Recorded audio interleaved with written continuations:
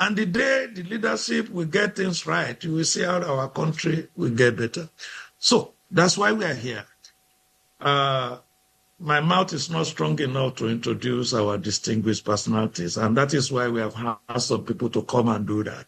So let me call on Dr. Joseph Madu to introduce the chairman of the day. Dr. Madu, please. All right. Good morning, sirs and mass. Please, I hope I'm audible enough. Very yes, audible. you are. Okay. Permit me to put off my camera while I talk. Just want to use my touch to check on something. Okay, my name is Dr. Joseph Madu, a fellow of the Pharmaceutical Society of Nigeria. My job this morning is to introduce the chairman of this occasion, which is a webinar titled Leadership in the Age of Disruption, Navigating Uncertainty and Leading with Empathy and Agility. The chairman of this timely webinar is someone most of us already know. But please, for the sake of emphasis, permit me to say a few things about him.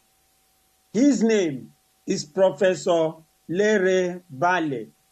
He's a visionary educator and leader whose global collaboration have advanced healthcare, education, agriculture, and leadership through digital transformation and innovation.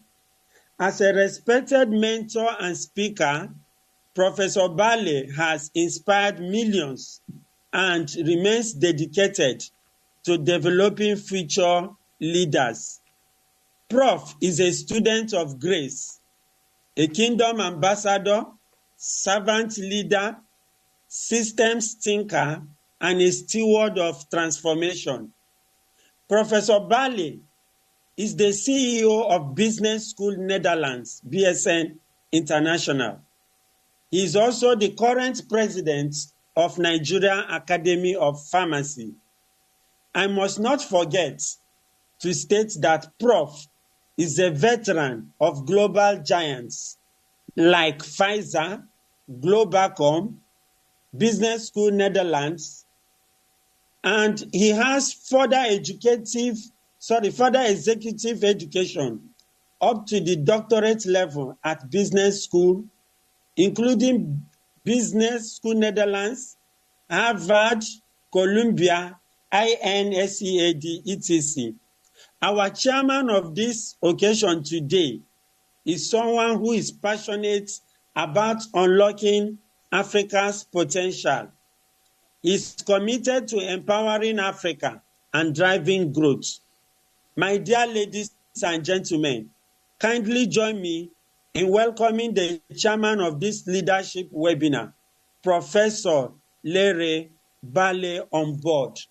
Thank you once more for having me. Yes, thank you. Thank you, Dr. Madu. Thank you, everybody in the platforms. So that's our professor that has just been called. We have 167 in the house. Thank you. Let it come. Let it come. Thank you. Professor Bale, the floor is yours.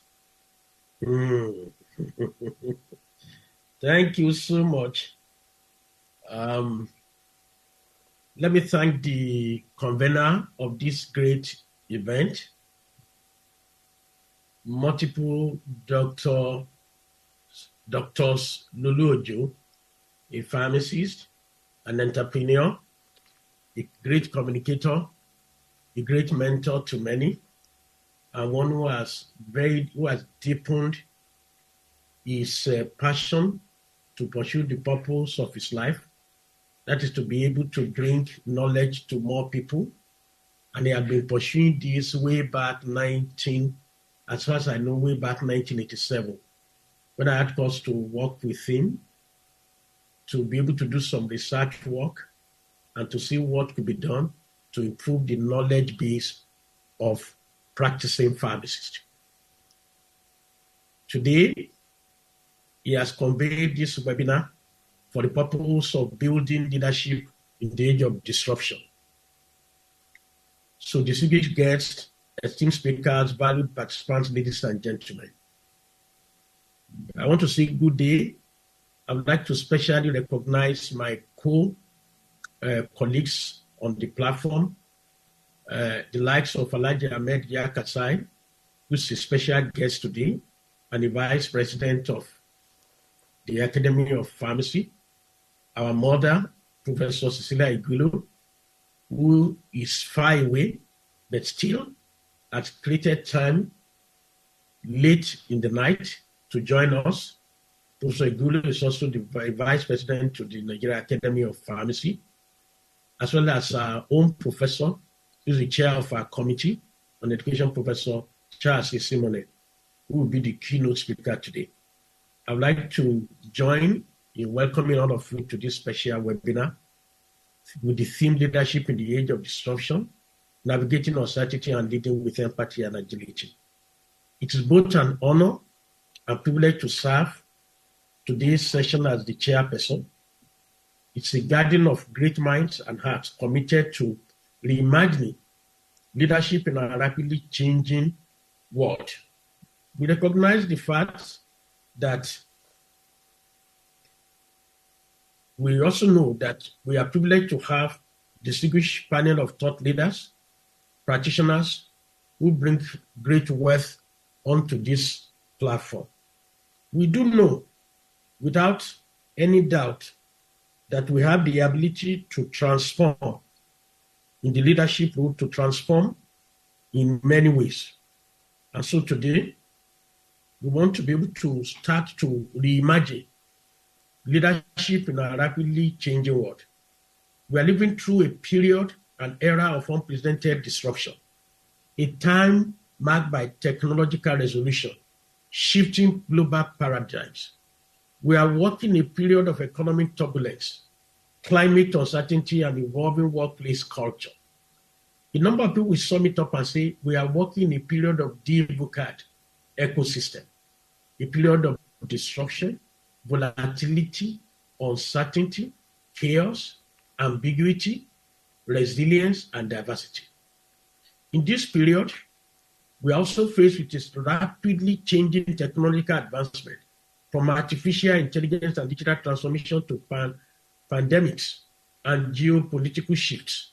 The challenges confronting today's leaders are far much more complex and much more multidimensional and ever-evolving than any of the earlier centuries. But disruption doesn't have to bring chaos all the time. It can also bring productivity.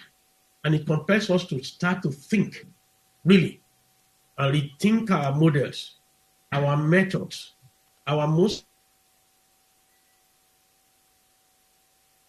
We need, in times like this, traditional command and control leadership style will not work. Those things worked under bureaucracy, under the colonial masters. What is required today is a new kind of leader. The one who is agile in decision making, but also anchored in values. One who is strategic in thinking, but empathetic in action. One who sees not just the bottom line, but the people. He can see the people, he can see the purpose and the possibility behind every challenge. Today's leaders will need to fight disruption with direction. They will need to attack volatility with vision. They will need to address uncertainty with understanding. They will need to address chaos with clarity. They will need to address ambiguity with agility. They will need to address risk with resilience. And they will need to really celebrate diversity rather than run away from diversity. Diverse opinion actually brings its own good thing. So today's conversation is not just about managing uncertainty, it's about leading through those disruptions with courage, clarity, and indeed with compassion. We are privileged today to have with us a distinguished panel of thought leaders led by Professor Charles Simone, and practitioners who bring a wealth of insight from diverse sectors, corporate, academic, public service, and civil society, to be sharing with us not only strategy, but also stories of resilience, reinvention, and responsible leadership. As we proceed, I want to encourage each and every one of us not only to listen, but to reflect. I want to remind all of us that learning is lifelong, from the day of birth to the day we enter our grave. And so we have to keep on learning some of the things we've learned in the past. We have to relearn and learn and relearn. So I want us to reflect today as we proceed. What kind of leader am I becoming in this age of disruption? Am I navigating with fear or with foresight and indeed farsight? Am I leading with power, or I am leading with purposeful empathy and flexibility, which is referred to in today's balance as agility? Let this webinar therefore be a catalyst for transformation, both personal, organizational, and societal transformation. Let it inspire us to build leadership culture that are not only future-oriented and future-ready, but those that are also human-centered, inclusive, and sustainable. Once again, I want to thank the convener and every one of you for joining us today. We wish all an engaging, enlightening, and empowering session. With that, it's my pleasure to formally declare this webinar open. God bless you. Thank you. Yes, keep it coming. I've seen it. Keep it coming. Keep it coming. That is our own dear Professor Larry Bale. Long time ago, we called him Mr. B. That's his name. And everybody around him, whether his wife is Mrs. B. His brothers, Mr. B Jr., Miss B Jr. Now it's PLB. He has been promoted from Mr. B to PLB. And if you know what PLB means, Professor Larry Bale, a pro-chancellor, a vice-chancellor, a president, all combined. So, we are happy to hear you. And you heard him. What kind of leader am I becoming? That's a big question. Just this is the beginning.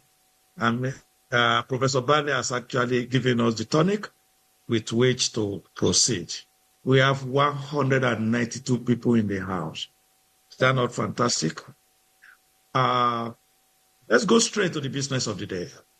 And I will call on Farm Abiola Koloze, popularly called Senator, the Lagos branch chairman of HCPAN, that is Healthcare Practitioner Association of Nigeria, to please introduce our keynote speaker.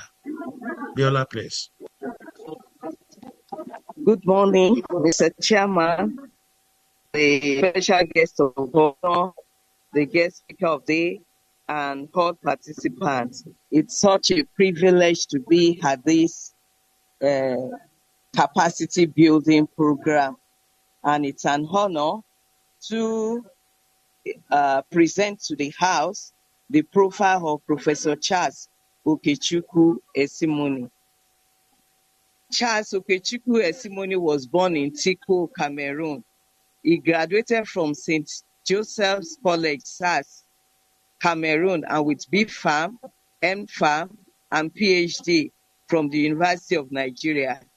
He is a professor of biopharmaceutics and pharmaceutical microbiology in the Faculty of Pharmaceutical Sciences, Nnamdi Azikiwe University, and is the pioneer dean of the faculty.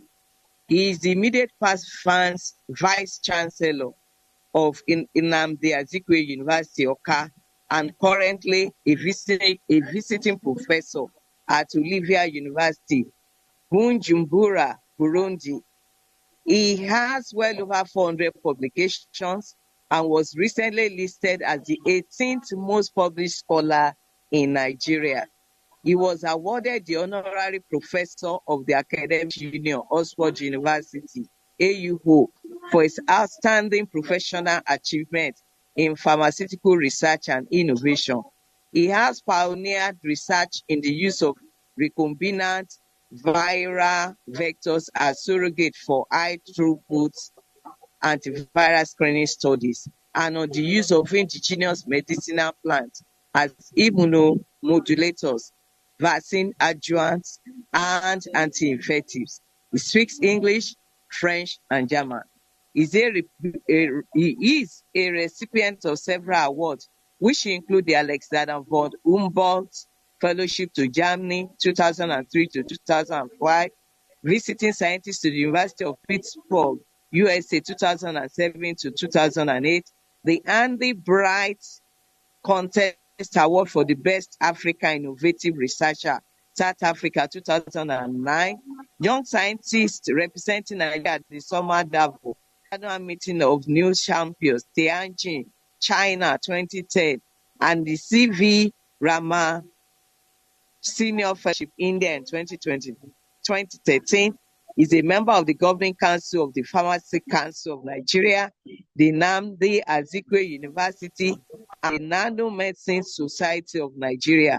He is a fellow of the Nigeria Academy of Science, a fellow of the Pharmaceutical Society of Nigeria, and a fellow of the Nigeria Academy of Pharmacy.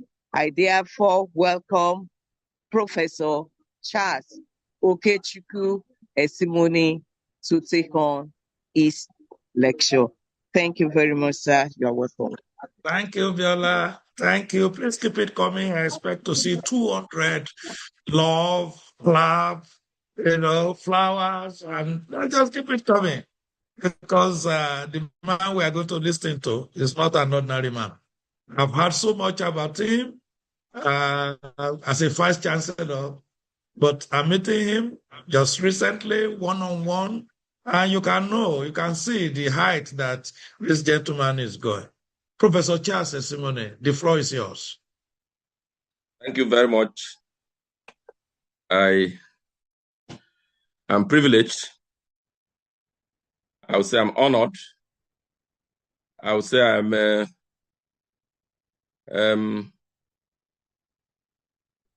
the honor is beyond my description to participate in this webinar.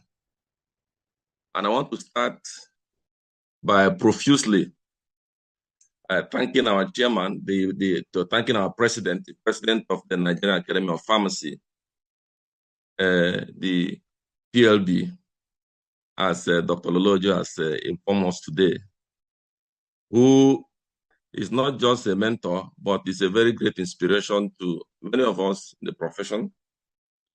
We thank God that he's actively, doing what we're supposed to be doing as an academy, capacity building. I thank you, my president. I thank the convener. I don't know how to describe him, but he's beyond, we say when people work a lot, we say they're workaholics. But Dr. Lolojo has transcended the terminology of workaholic. So we are still trying to innovate a new term to describe Dr. Lolojo in terms of his passion, in terms of his dexterity, in terms of his commitment to this cause that he believes is a great inspiration also to a lot of us. Thank you, our dear Dr. Lolojo.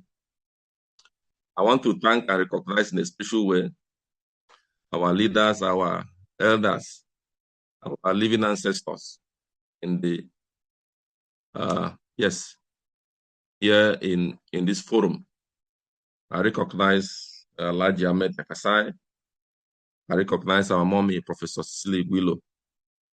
And I thank all others who have joined and who are encouraging us in this great profession. I pray God will bless all of you mightily. Thank the other panelists and the other members. Thank Dr. Madu in a special way and the person that introduced me, Famdola. I want to in a special way thank all the participants, those who have registered and are actively participating in this webinar. It is one thing to know that something is good, but it's another thing to deliberately decide to be part of that thing that is good. We know that lifelong learning is good, but how many people make our time deliberate to engage in lifelong learning as you are doing now. So to me, we must thank you, our dear participants, for making our time to be here and to participate actively. The topic of discussion today is a very interesting one. And as a matter of fact, it cuts across every profession. It's about leadership. Leadership in the age of disruption, navigating uncertainty and leading with empathy and agility. Leadership is one element that distinguishes a successful institution, successful nation, a successful family from another. If there is good leadership in any establishment, in any nation, the capacity, individual and collective, of those who have been led will be harnessed for the common good of that institution, of that industry, of that firm, as the case may be. But oftentimes, we discover that because of a deficiency, a lack of proper leadership, very good people, very good firms, very good industries, very good nations, they tend to lag behind. Nigeria is a case in point. And that's why when we talk about leadership, it's important to, after hearing everything, we look at ourselves at the end and find out how we are fared as leaders in the small places where we find ourselves. And it's not something to be, to be ashamed of, say, okay, I've not done it well before, so let me continue doing it bad or going worse. No. It's important that when we realize that we have not gotten it right, it pertains to leadership, we begin to look inwards and make amends. Because if all of us are working in our own small silos, small corners, and leading very well, the cumulative effect will be a better nation, a better institution, better church, better environment, so to say. And that's why I welcome us again today. And I thank you for participating in this webinar. As I said again, the topic is leadership in the age of disruption, navigating uncertainty and leading with empathy and agility. I want to say again that as a pharmacist and as people who have worked and served in an environment like ours, it is not out of place to begin to point out very, very, very commonly some of the things that we see that constitute disruption. It's very common. For instance, all of us were here 4 or 5 years ago, COVID-19. We saw the level of disruption that it, inflicted, not just on our nation, but globally. And so talking about disruption, the example is not far-fetched. That is why, as we look at this, it's a practical thing. And the environment we are in, tells us in several different ways that we are facing disruption every day. Every day. Uncertainty is real. Uncertainty is visible, it's palpable. So we need to know how to navigate in this kind of environment. So I go straight to my discourse. From the COVID-19 pandemic to rapid, unprecedented upheavals in global healthcare, every one of us will agree that we have seen disruption at its best, so to say. From that pandemic, we learned so many things. As a matter of fact, the CEO of Microsoft, he put it this way, that is Satya Nadella. He said, we have seen 2 years worth of digital transformation in 2 months. He said, our industry has compressed a decade of change into a matter of months.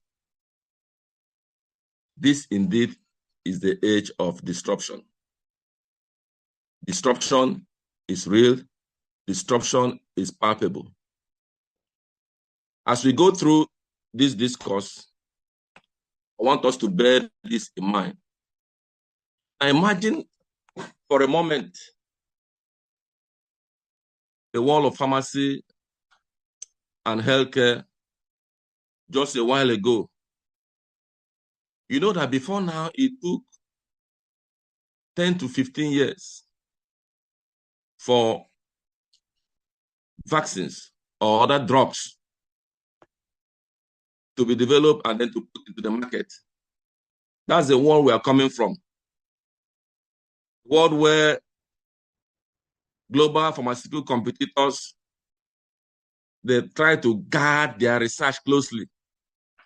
They don't want the other person to know about it. That's where we're coming from.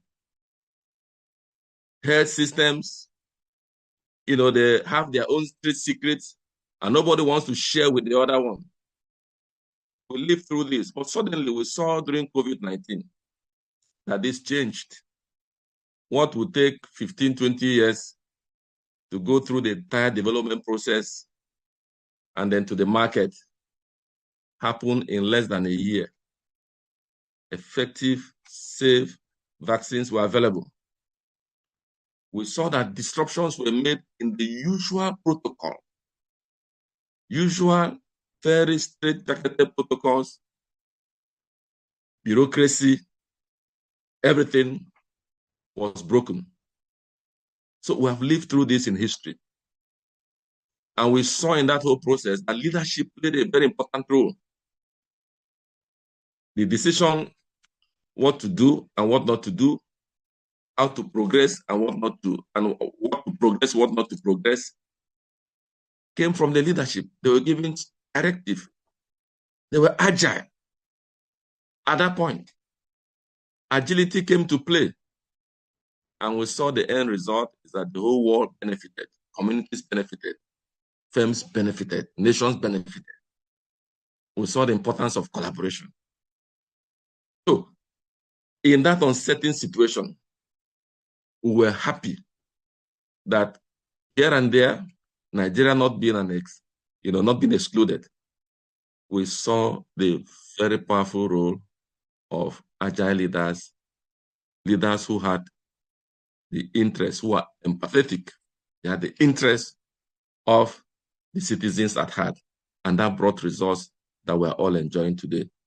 So it matters profoundly how we navigate uncertainty, what we adapt, what we bring to play, agility, and how we respond with empathy, those we serve. So what does it mean? What does it mean to lead in this age of disruption?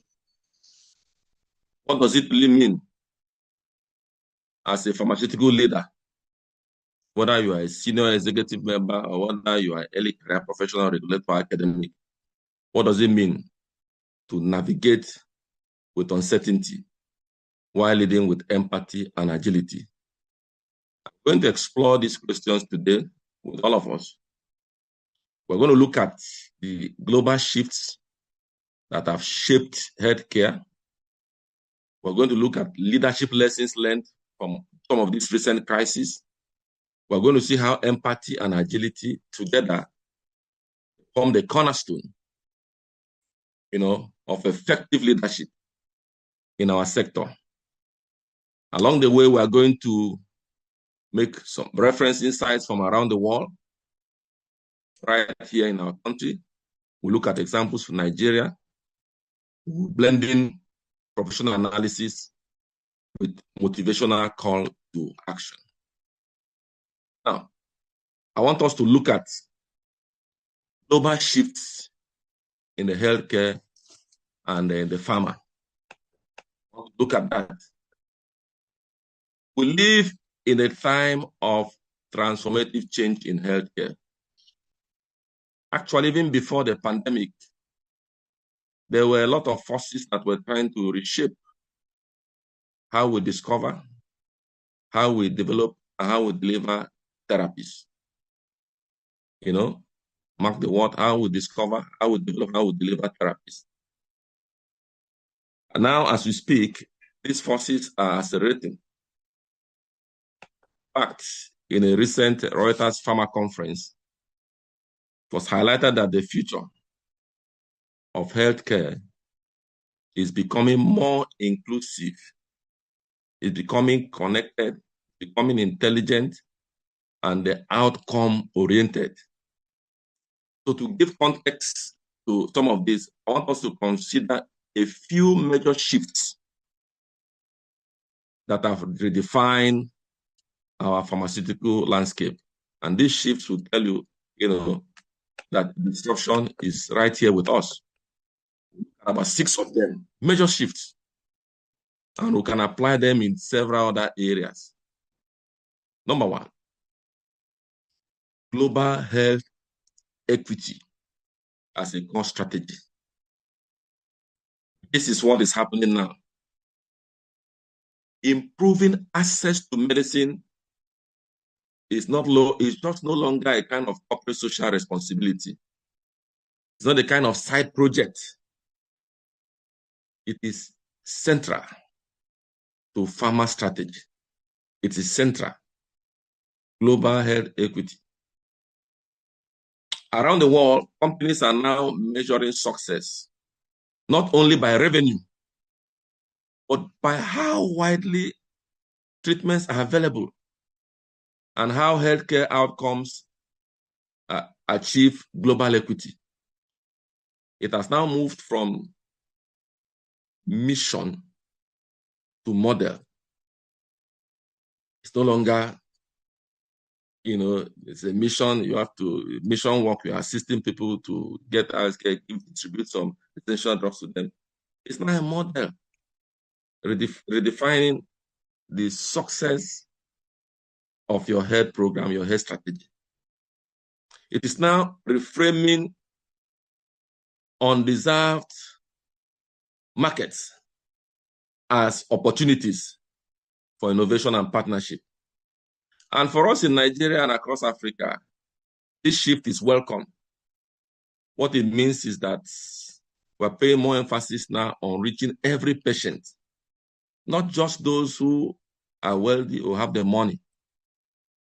It's also a challenge for us as leaders to incorporate equity into our decision-making from the very beginning. It's not just about pricing strategy, but it's about drug distribution to patient support program. These are the things that will be seen increasingly. It's not just about how you change the price. So how do you make sure that your product, good as it may be, that people are getting access to it? It's about access, equity, not just for the rich. It will change our boardroom decisions. In the next few years, 5, 6 years now, these will be the indices. So if you don't prepare for this now and begin to retool your strategies, begin to retool management, begin to retool policies to align to this global health equity as a core strategy, we'll find out that after a while, we'll be left behind. Second shift that we see in our pharma sector is technological transformation. Now, artificial intelligence, AI, and data. The rise of artificial intelligence and advanced data analytics is rewriting the pharma playbook. I want to let us know, our president said it also during his opening remarks. AI is now a central force in drug discovery and development. For those of us in academia, we need to recognize this.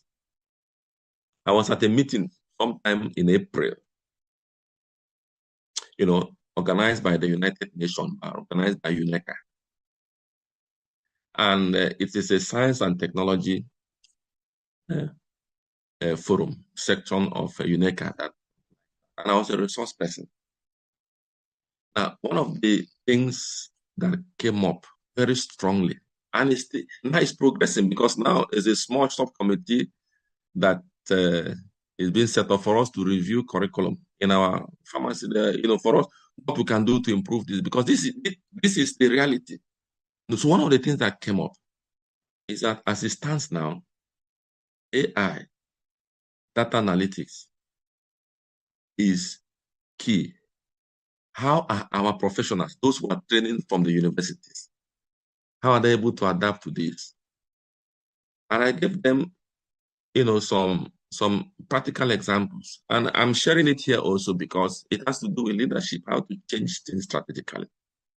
I told them, for instance, in Africa, even Nigeria, we have comparative advantage. Go to our universities. So many people have worked on medicinal plants. This one, a lot of them, and these things have a lot of potential. This is a area of comparative advantage. Now, the question is, all this data we have worked all over the years, gathered everywhere, how do we assess them for decision on how to design novel therapy? Everything is manual, everything is mechanical. So I told them one of the things you can do to strengthen us is that you can fund the need to generate a repository across African universities, schools of pharmacy, schools, medical schools, repository for medicinal plant products that are effective. So that when we want to do drug development, we don't need to go to the one where, see, some of the things we are publishing and patenting. People in America, in Israel, in Europe are using that, are developing medicine and bringing it back to us. So we need to develop our own African repository. That's where big data analytics coming. We need to do that now. We need to put funding in it and do that across the continent so that we become owners of our data and teach our people how to use this data for development, for research and development, as the case may be. And I tell you, I talk to you confidentially, but it's true. It's one of the things that I'm trying to consider. But these are things that disruptions have brought, technological transformations. So we need to begin to think on how we're going to embrace AI in our industries, in our firms. We need to know how we are going to be using data. Employ people, those who are tech savvy, to work on this. In that same meeting, some young people made some presentations, and they made a general one, and they added that there's something they can do. And I want to let you know, do you know that right now you can use AI to determine consumer behavior? People don't know that. And I was telling them, so I said, this is what you add in that your software, that your app you are developing. And it all means getting data. But getting data, big data, people have done in clinical pharmacy, a lot of people have done these studies. We can use this data to develop apps that can predict consumer behavior. We can use it to begin to predict, OS, out of stock that we are doing manually now. You can actually predict, medicaments that will go out of, that will expire out of the shelf easily, and know how you can cut the supply. These are all things that technological transformation are bringing. But as leaders, we need to be on top of it and see that this disruption, because it will come. It is coming, actually. There will come a time when, before you want to do something, have already used AI to predict. In our schools now, see what these young men are doing in the exams, why all this thing. Using AI to answer questions. But we need to now begin to harness these talents and use them for something more innovative and product, not for crime or criminality. So for leaders, it means we must adapt quickly. We must build data savvy teams and ethical frameworks for AI deployment. Don't wait until you are caught, in your path. we begin to build. It requires, so this one requires agility to integrate new technologies into legacy processes. If we're not agile, we risk being left behind by more adaptive competitors who are going to harness these powerful tools. That's the message. Another shift is digital health and omni-channel engagement. Digital health is here. Hand in hand with AI is what we call digital revolution in health. Look at telemedicine, look at health apps, remote monitoring, and omni-channel engagement. There are now apps that will tell you when to take your next medication on your phone. Is there. Telemedicine is now something that is widespread, even in Africa. So we need to begin to understand that these things are coming. There'll be a time when people don't need to physically come. Those in remote areas who can't access them because of road transport or so, but you can have devices sent to them that can monitor. These are changes that are now with us. Today's healthcare professionals and patients, they expect very convenient tech-enabled interactions from virtual doctors. So we must prepare for all of this. Pharma leaders must see this as shift that is coming, and they must employ agility in adapting these new communication channels. You must be used to them. You must set up them. There's no need to begin to say, this is not this for the Gen Zs or so. This is where we are going. And what this means, for example, is that we begin to look at how we engage patients. What kind of outcomes are we going to use? Not all of them will be there physically. You can create small chat groups, small groups of your patients, and interact with them, give them instruction. The same way we are doing WhatsApp meetings, all the Zoom conference we are doing now. It demands that these digital health tools must be at the forefront of the changes we are making. It also needs empathy. That means you understand the needs of your patients at this age and their tech preferences. You don't just say, no, you understand their tech preferences, and then you begin to design services that will help them. Because this is where we are going. If you are not empathetic, you want to do the traditional way. You say it must be as it was in the beginning, so it shall be now forever. But things are changing, dear, my dear colleague. Things are changing. So we must be able to recognize these changes. That's where empathy comes in, so that we can accommodate the disruptions that they are coming with. Another disruption is patient-centric outcome. Patient-centric outcome-focused care. So as we see now, a critical shift, how we view is no longer product now, but patient-centric care models. Because the industry putting patients first is no longer just a slogan. It's a design principle that guides everything from R&D to marketing, putting the patients first. That means we need to know what the patients want, not what we want to give them. It's not a patient-centric service that we're offering. It's not an outcome-focused care. We must take it into consideration from the design stage. And this is going to change a lot of things in the next few years. We must now begin to look at studies, look at models that evaluate what do these people want. You see them now as really the kings, because we want to guarantee patient satisfaction. Gone are those days, though, when patients will go to hospital, they will you prescribe medicine. They don't even know the name. They don't even know what they are taking. You just give to them, go and bring this way. Right? And your face, you are frowning. No. Those days are gone now. Now you want to know what they want, what they like, what they enjoy. And then your services are tailored towards that. That would, as you said, from the design stage, what kind of packaging, what kind of labeling they're going to be getting, what kind of product do they prefer, what type. These are things that are going to model our services in the future. And as leaders, we must begin now to think.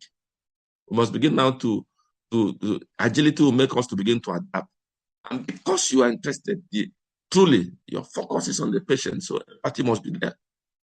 And their satisfaction must be guaranteed, must be the primary concern. Another change, another very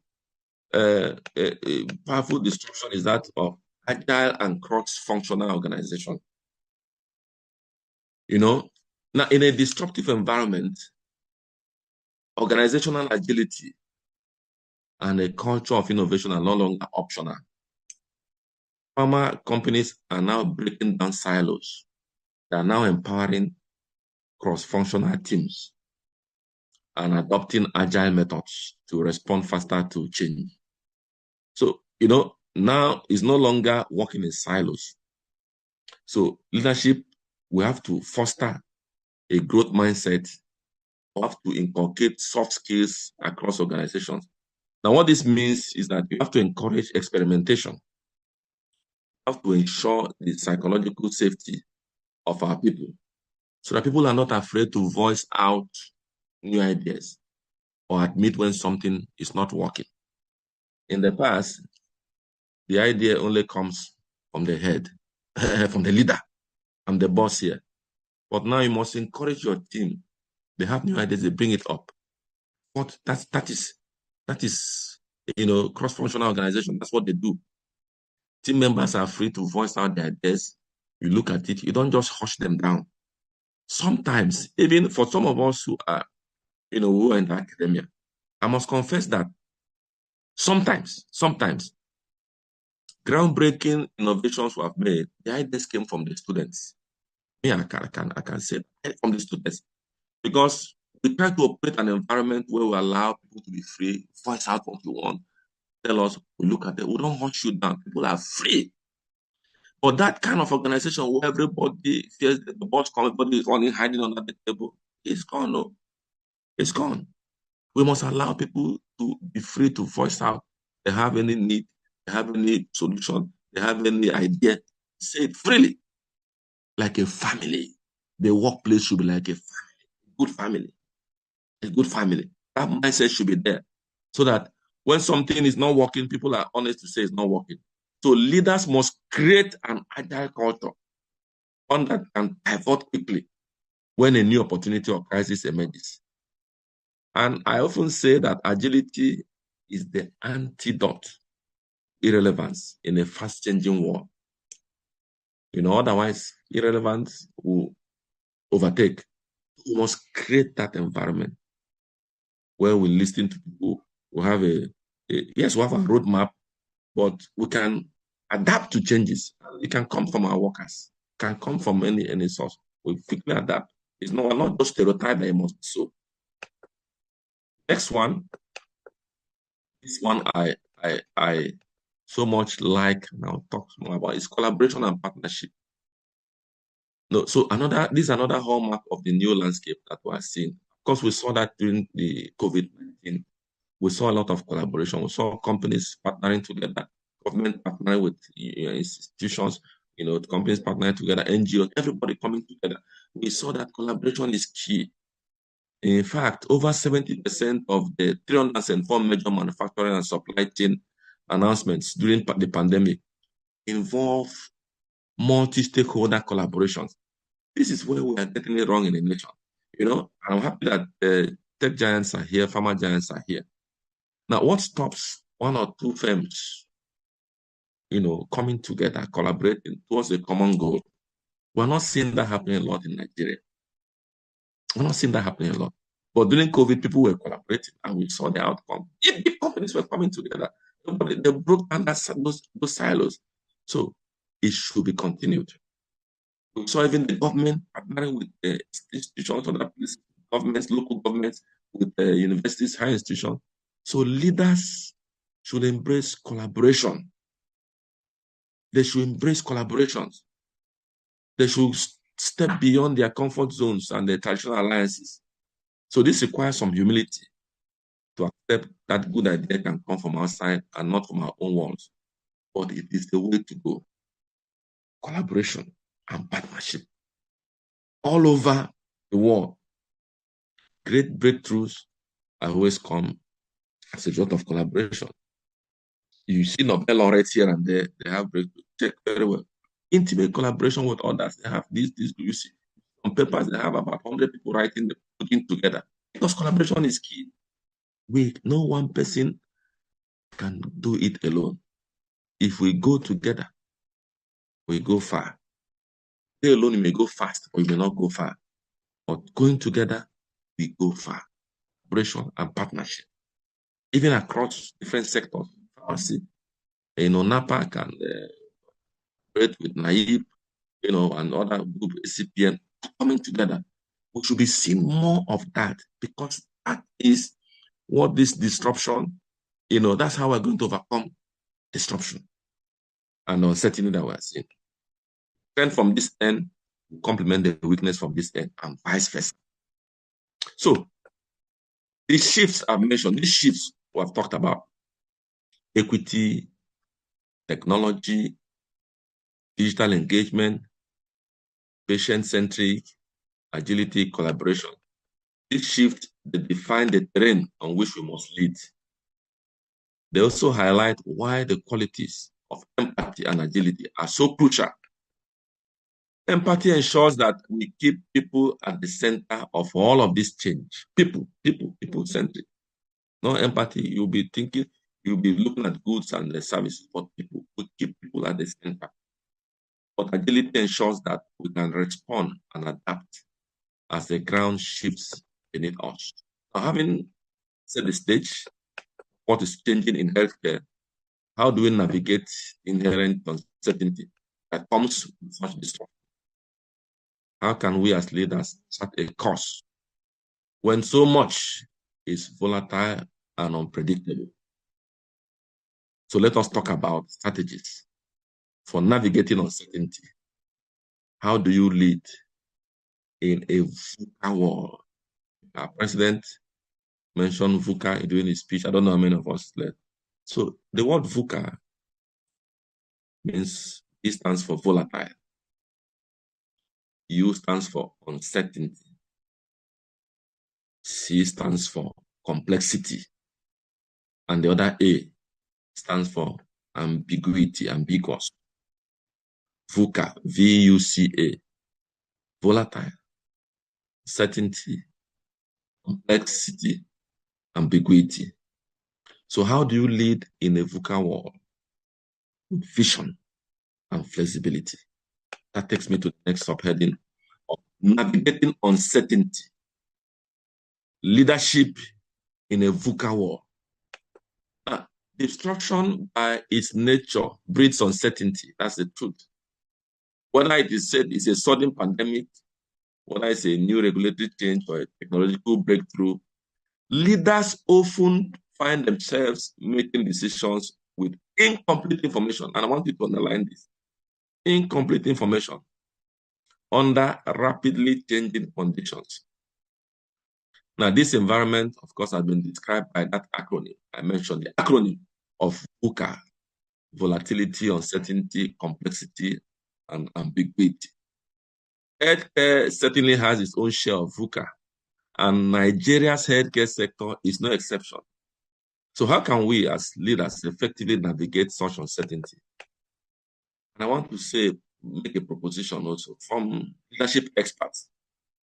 So one approach from leadership experts is to flip the VUCA concept on its head to provide our own VUCA response. And what's the VUCA response?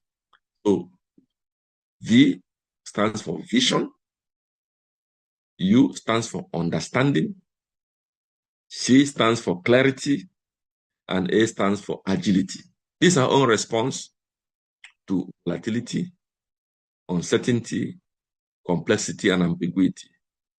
We respond by vision, understanding, clarity, and agility. This is still VUCA, but it's our response to the VUCA of volatility, of ambiguity. We respond with vision. We respond with understanding. We respond with clarity. We respond with agility. So, I want to break this down further. Vision. So, vision. In chaotic times, having a clear vision of our purpose and goal is very critical. Vision provides the steady beacon that can guide our theme when the path ahead is foggy. For former leaders, this might mean reaffirming our ultimate mission. For instance, our mission would be to improve health and save lives. That's our vision. So we keep it very clear. That's where we're going. We set clear long-term objectives. For instance, eradicating a disease or ensuring medicine reaches every region of the country. It's called a vision. We keep it. So during the worst of COVID-19, for instance, it was vision that helped many organizations to persevere. I recall how some companies publicly committed to no blank spots on the map for vaccine availability. They did that. A vision of equitable distribution that rallied employees and partners despite the immense uncertainties. As leaders, articulating a compelling vision gives our team a sense of direction and hope, even when day-to-day events are turbulent. So vision is clear. Understanding. Uncertainty demands deep understanding of the situation of stakeholders and interconnections. Now, what this means is that leaders must seek information and listen actively. In a crisis, understanding might involve quickly getting input from frontline employees, from scientists, from regulators, from customers, and they put the piece together and get the full picture. That's how you get understanding. You don't neglect anybody at that time. It may also mean understanding the concerns and emotions of your team and stakeholders.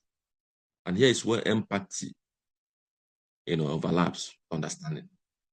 For example, doing a medication recall or a safety issue, an understanding leader not only crunches the data, but he also grabs the worries of the patients and healthcare providers on the ground. This is very important. In practice, fostering understanding can involve assembling a diverse advisory group, conducting a scenario analysis, or simply taking time to talk directly with employees who have critical insights. Because the better our understanding, the more confidently we can move despite uncertainty. So that's how we solve volatility. Now, C, the stands for clarity. In complexity and ambiguity, leaders must provide clarity, like in a war situation, and that gives clear instruction: where to go, how to go, what to do. Clear, not say maybe this, no, clear. So, how do we offer clarity when there's so much is unclear? It's like a paradox. But it starts with clear communications. I tell you, let us not overlook communication. Clear communication. Be honest about what is known and what is unknown. You set clear priorities so that your team will know what to focus on first. Clarity can also mean establishing very simple, guiding principles for decision making. For instance, some organizations will adopt the principle that patient safety comes first. Clear. No matter what, safety, we want to save the person, not money, not payment. No matter he has paid, patient safety comes first. And they use that as a North Star when tough, trade-offs arise. During the early pandemic, leaders who communicated clearly, even if the message was, like you can admit, we don't have all the answers. You can say so. We saw it. We're giving COVID-19 briefing everywhere. They may say we don't have all the answers, but here is what we are doing. clear. This is what we are doing. People need to know.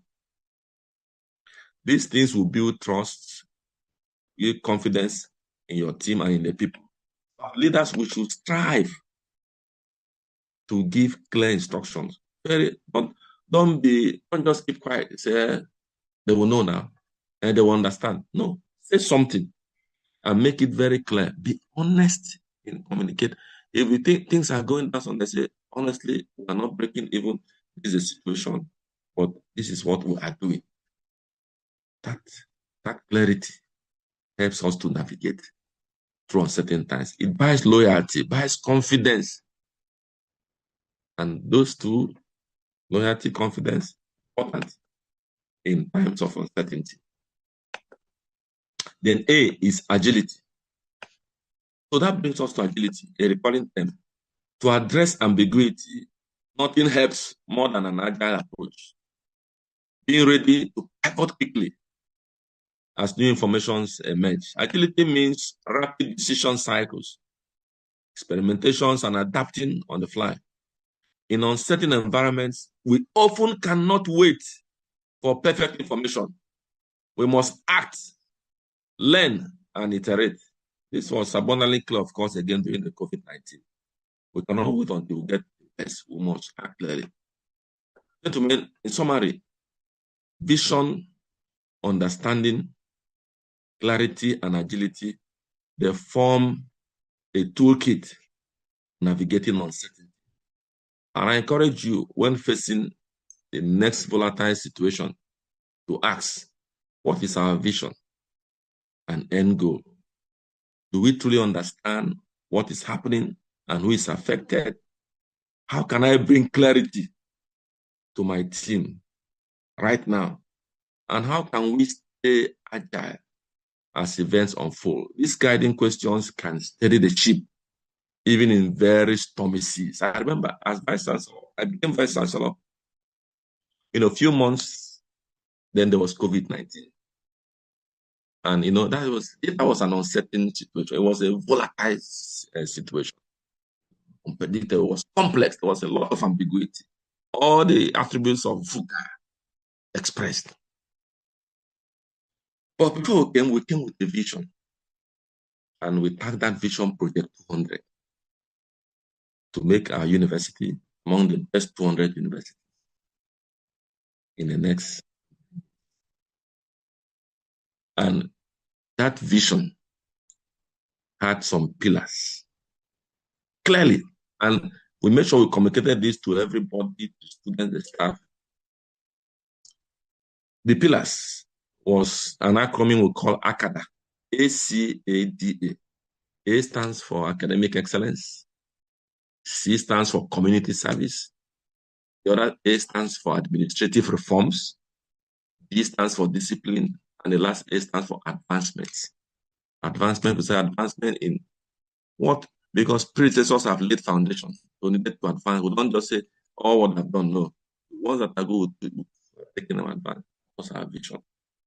And so when COVID came, it was difficult you saw the competition everywhere. And I came and said, if we say this is our vision, excellence, we cannot suspend academic excellence because of COVID. How do we advance? That was when we started looking at what to do. We'll use technology. First, we started by saying, fine, now we may not be meeting physically, but we'll be meeting with Zoom.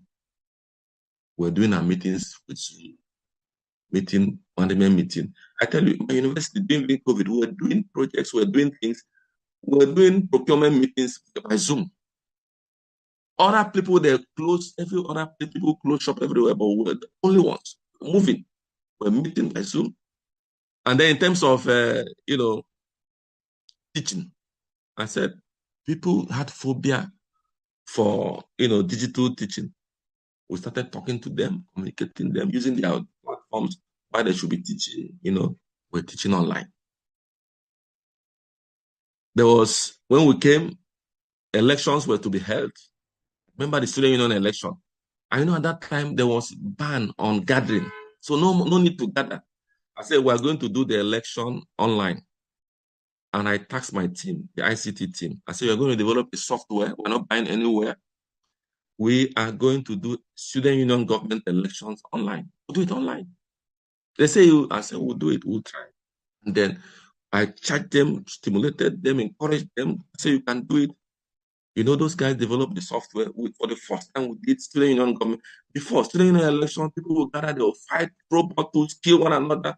Now, at the comfort of your room, you vote for who you want, and we monitor. We did election online.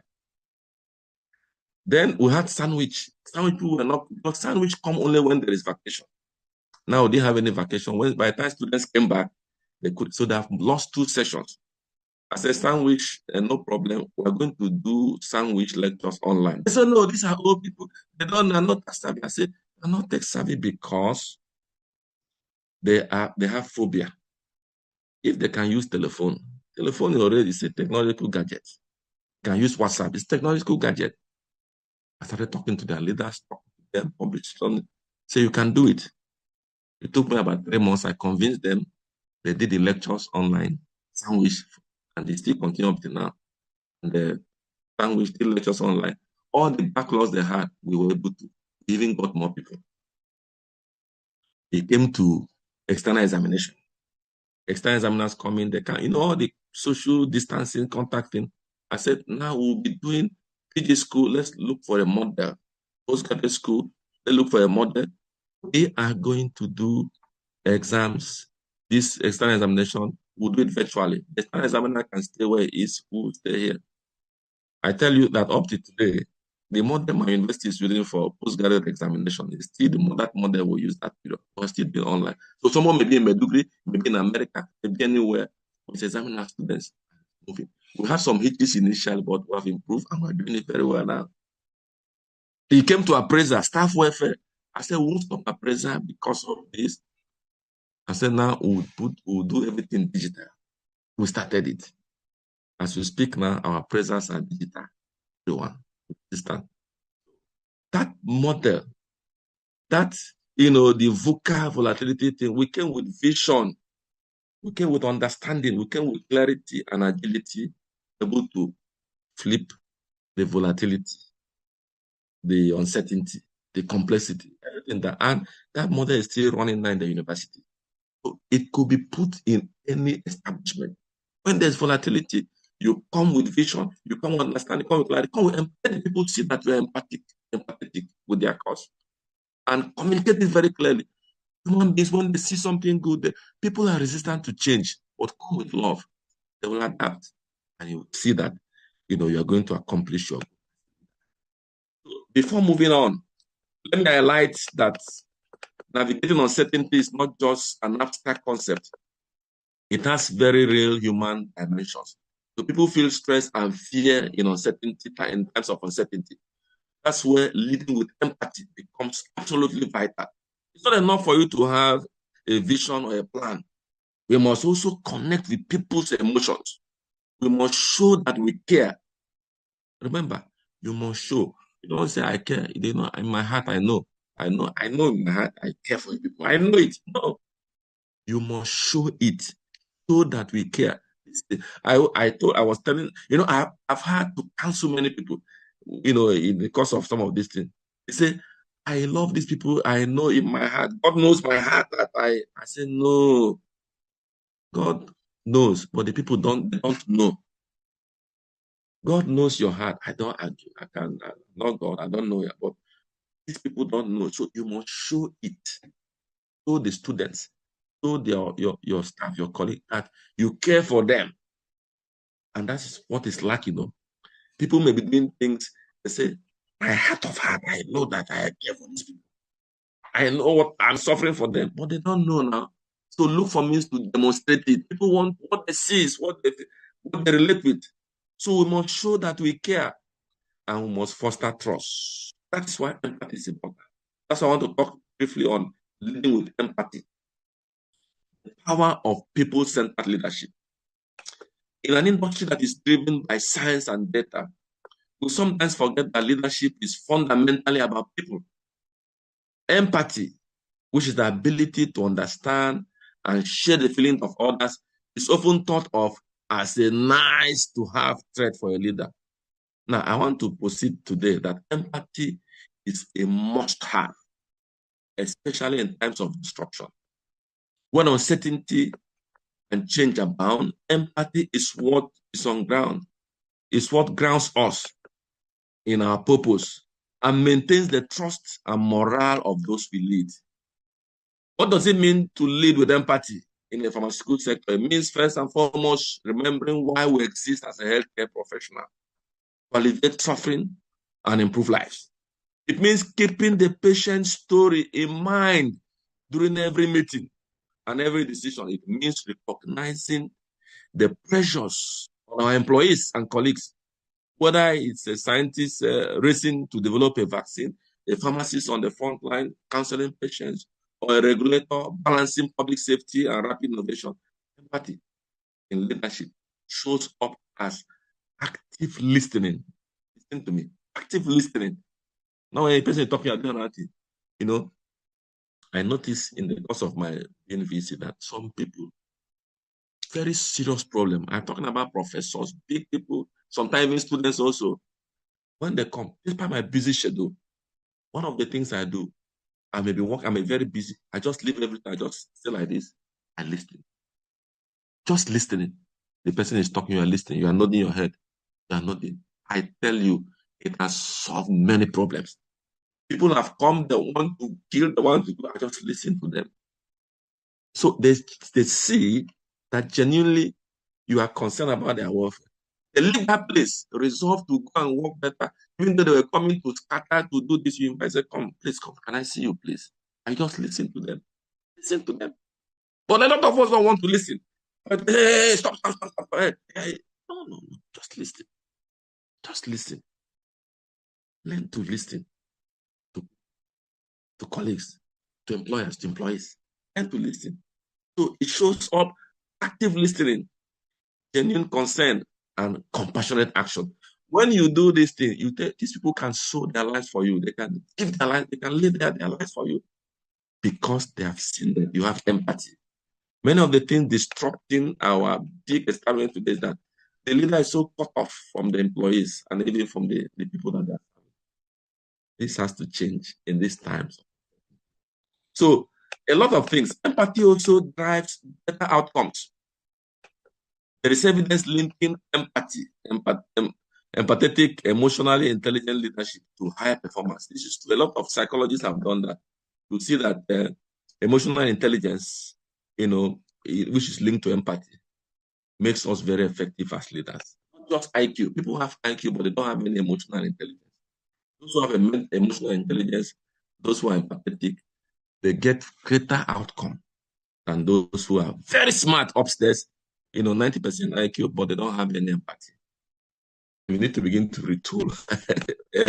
These things I tell you, my dear friends, these are things you can learn. You can begin to practice them. Just practice them.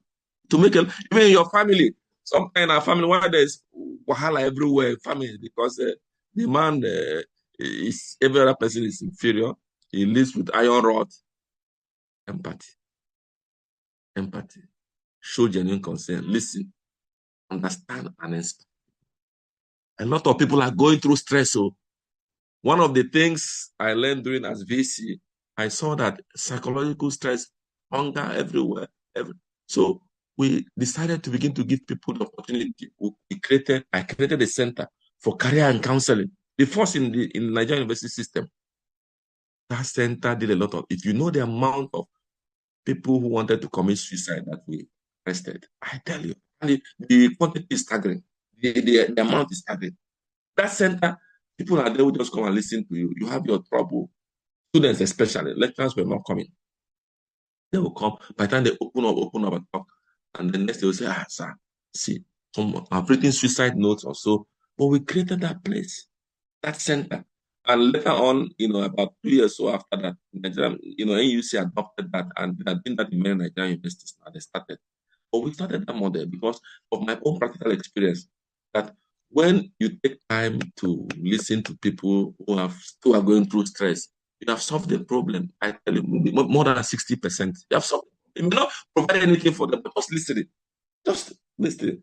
Making them feel loved, showing that you care. So it transcends also in our workplace as leaders. We can get staff loyalty, patient commitment, and everything as we show empathy. It's one of the things we do. It's important that we. So in the context of patient care, leading with empathy can be life-saving. And the empathetic leader will prioritize patient-centric initiative and safety. And a lot of things happen. We know the story of this Nigerian lady, Dr. Stella Amevon, who during the Ebola crisis, who she faced grave decision during the Ebola outbreak. As many of you know, this Dr. Adedavo was a physician in Lagos. Diagnosed the first Ebola case. She made the courageous choice to quarantine the patient despite pressure from different quarters to release that patient, understanding that the risk that this patient will have, letting him go out. You are looking at the population, the people, the populace, those who will be infected, say, no, I will kill this person. Empathy, risking her own life. So, empathy in leadership also means leading with compassion within our own teams. In practical terms, with our own team, you have compassion. It doesn't mean weak. It does not mean that you are weak. It just means that you are interested in the right person's welfare. Now, I want to emphasize that empathy is not about being soft or avoiding tough calls. It's about understanding and caring, which enables you to make the tough calls in the right way. For instance, if a leader must cut a program or reassign staff, doing so with empathy means you explain why, acknowledging the impact on people, and helping those affected to transition. Very important. It's the opposite of the cold, purely bottom line driven approach that unfortunately some organizations have taken historically. Guess what? The empathetic approach tends to preserve engagements and loyalty, reducing long-term costs like turnover and reputational damage, especially in times of disruption like this. So empathetic leaders, is also critical when dealing with external stakeholders, be it patients, be it healthcare providers, or the public. So we can face public distrust as seen with vaccine hesitancy if we're empathetic. So this means communicating in human terms, not just scientific jargons.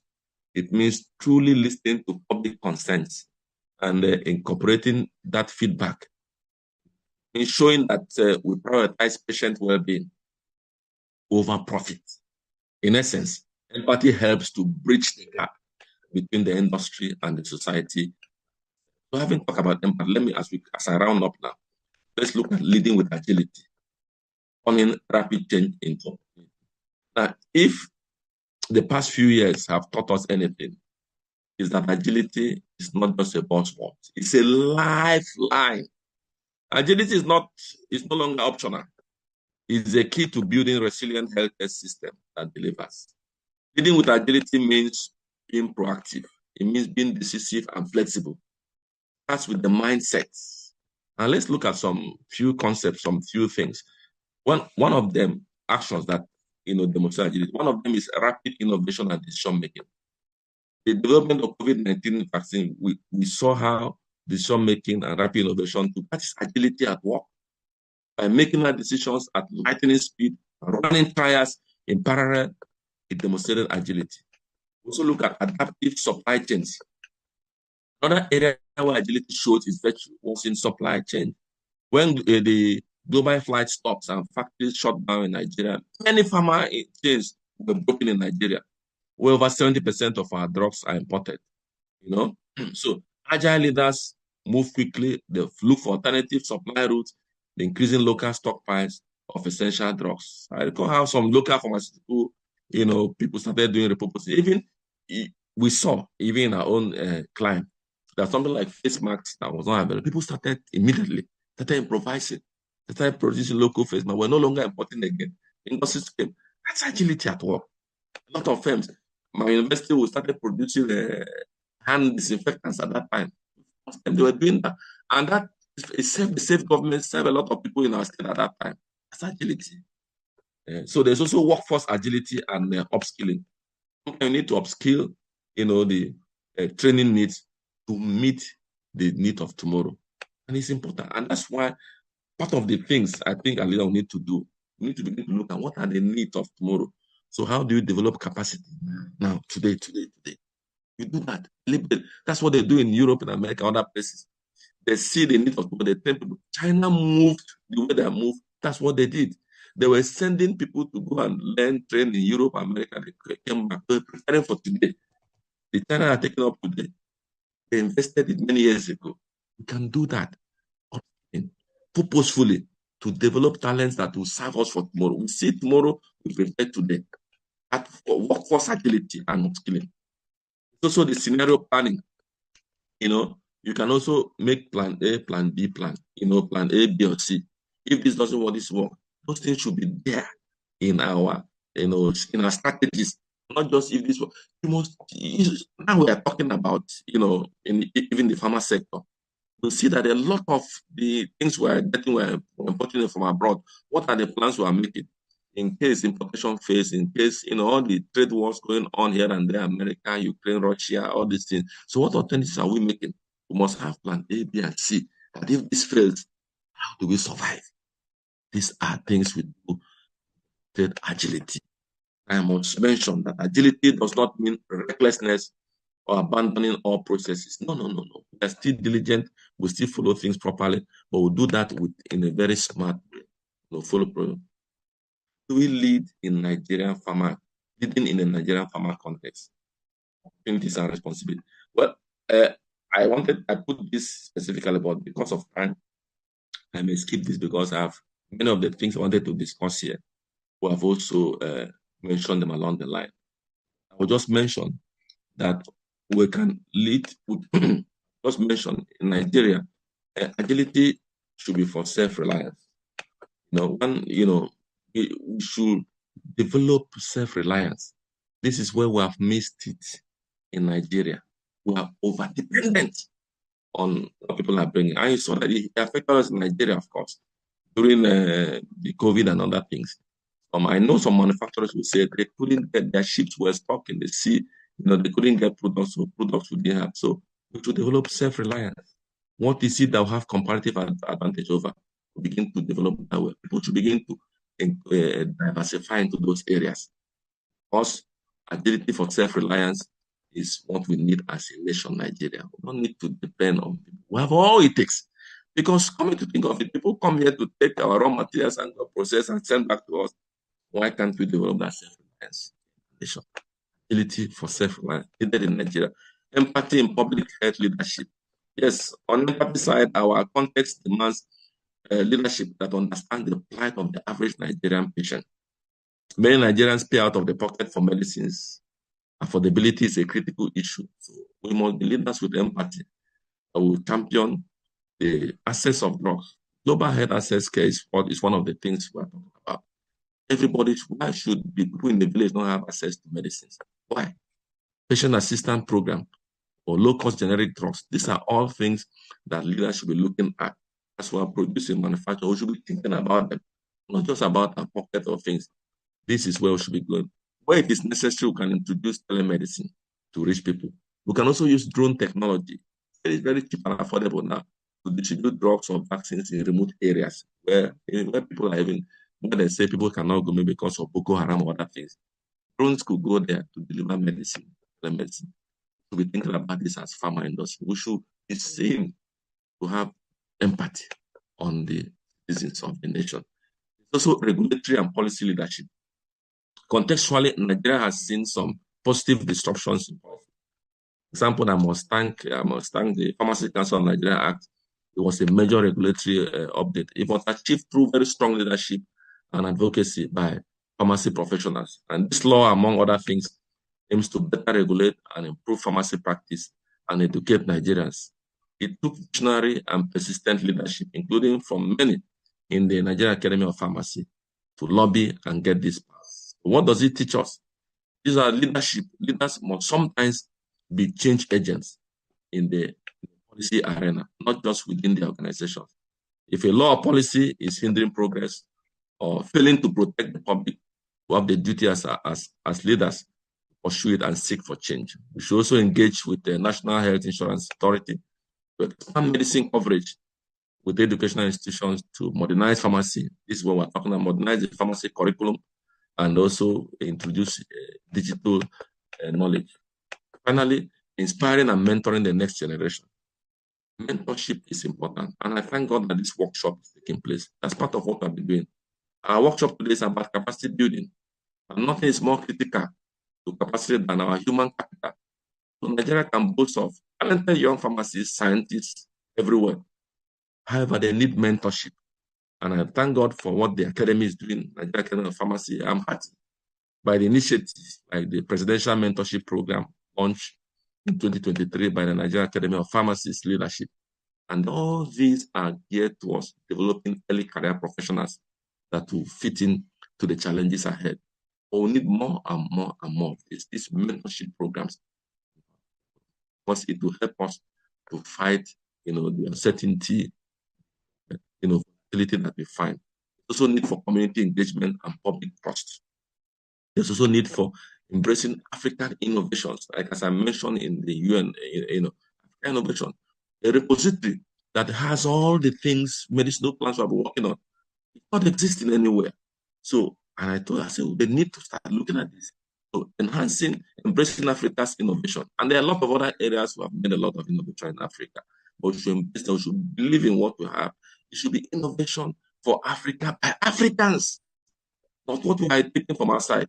And this is what leadership drives. Leadership brings this. So, in summary, I want to quickly conclude because I know I've gone beyond time. Navigating the future, a call to empathetic, agile leadership. Now, distinguished guests and colleagues, as I conclude, let's reflect on why we gathered here. We're here because we care about our profession, our industry, and the health of our communities. We care about our nations. We are here to become better leaders for an era that will surely test us in new ways. So leadership in the age of disruption is not just a catchy phrase. It is a reality that we must embrace. The disruptions we face are daunting, yes, but within them lie the seeds of transformation. A global pandemic brought unprecedented scientific collaboration and taught us how fast we can innovate when united by purpose.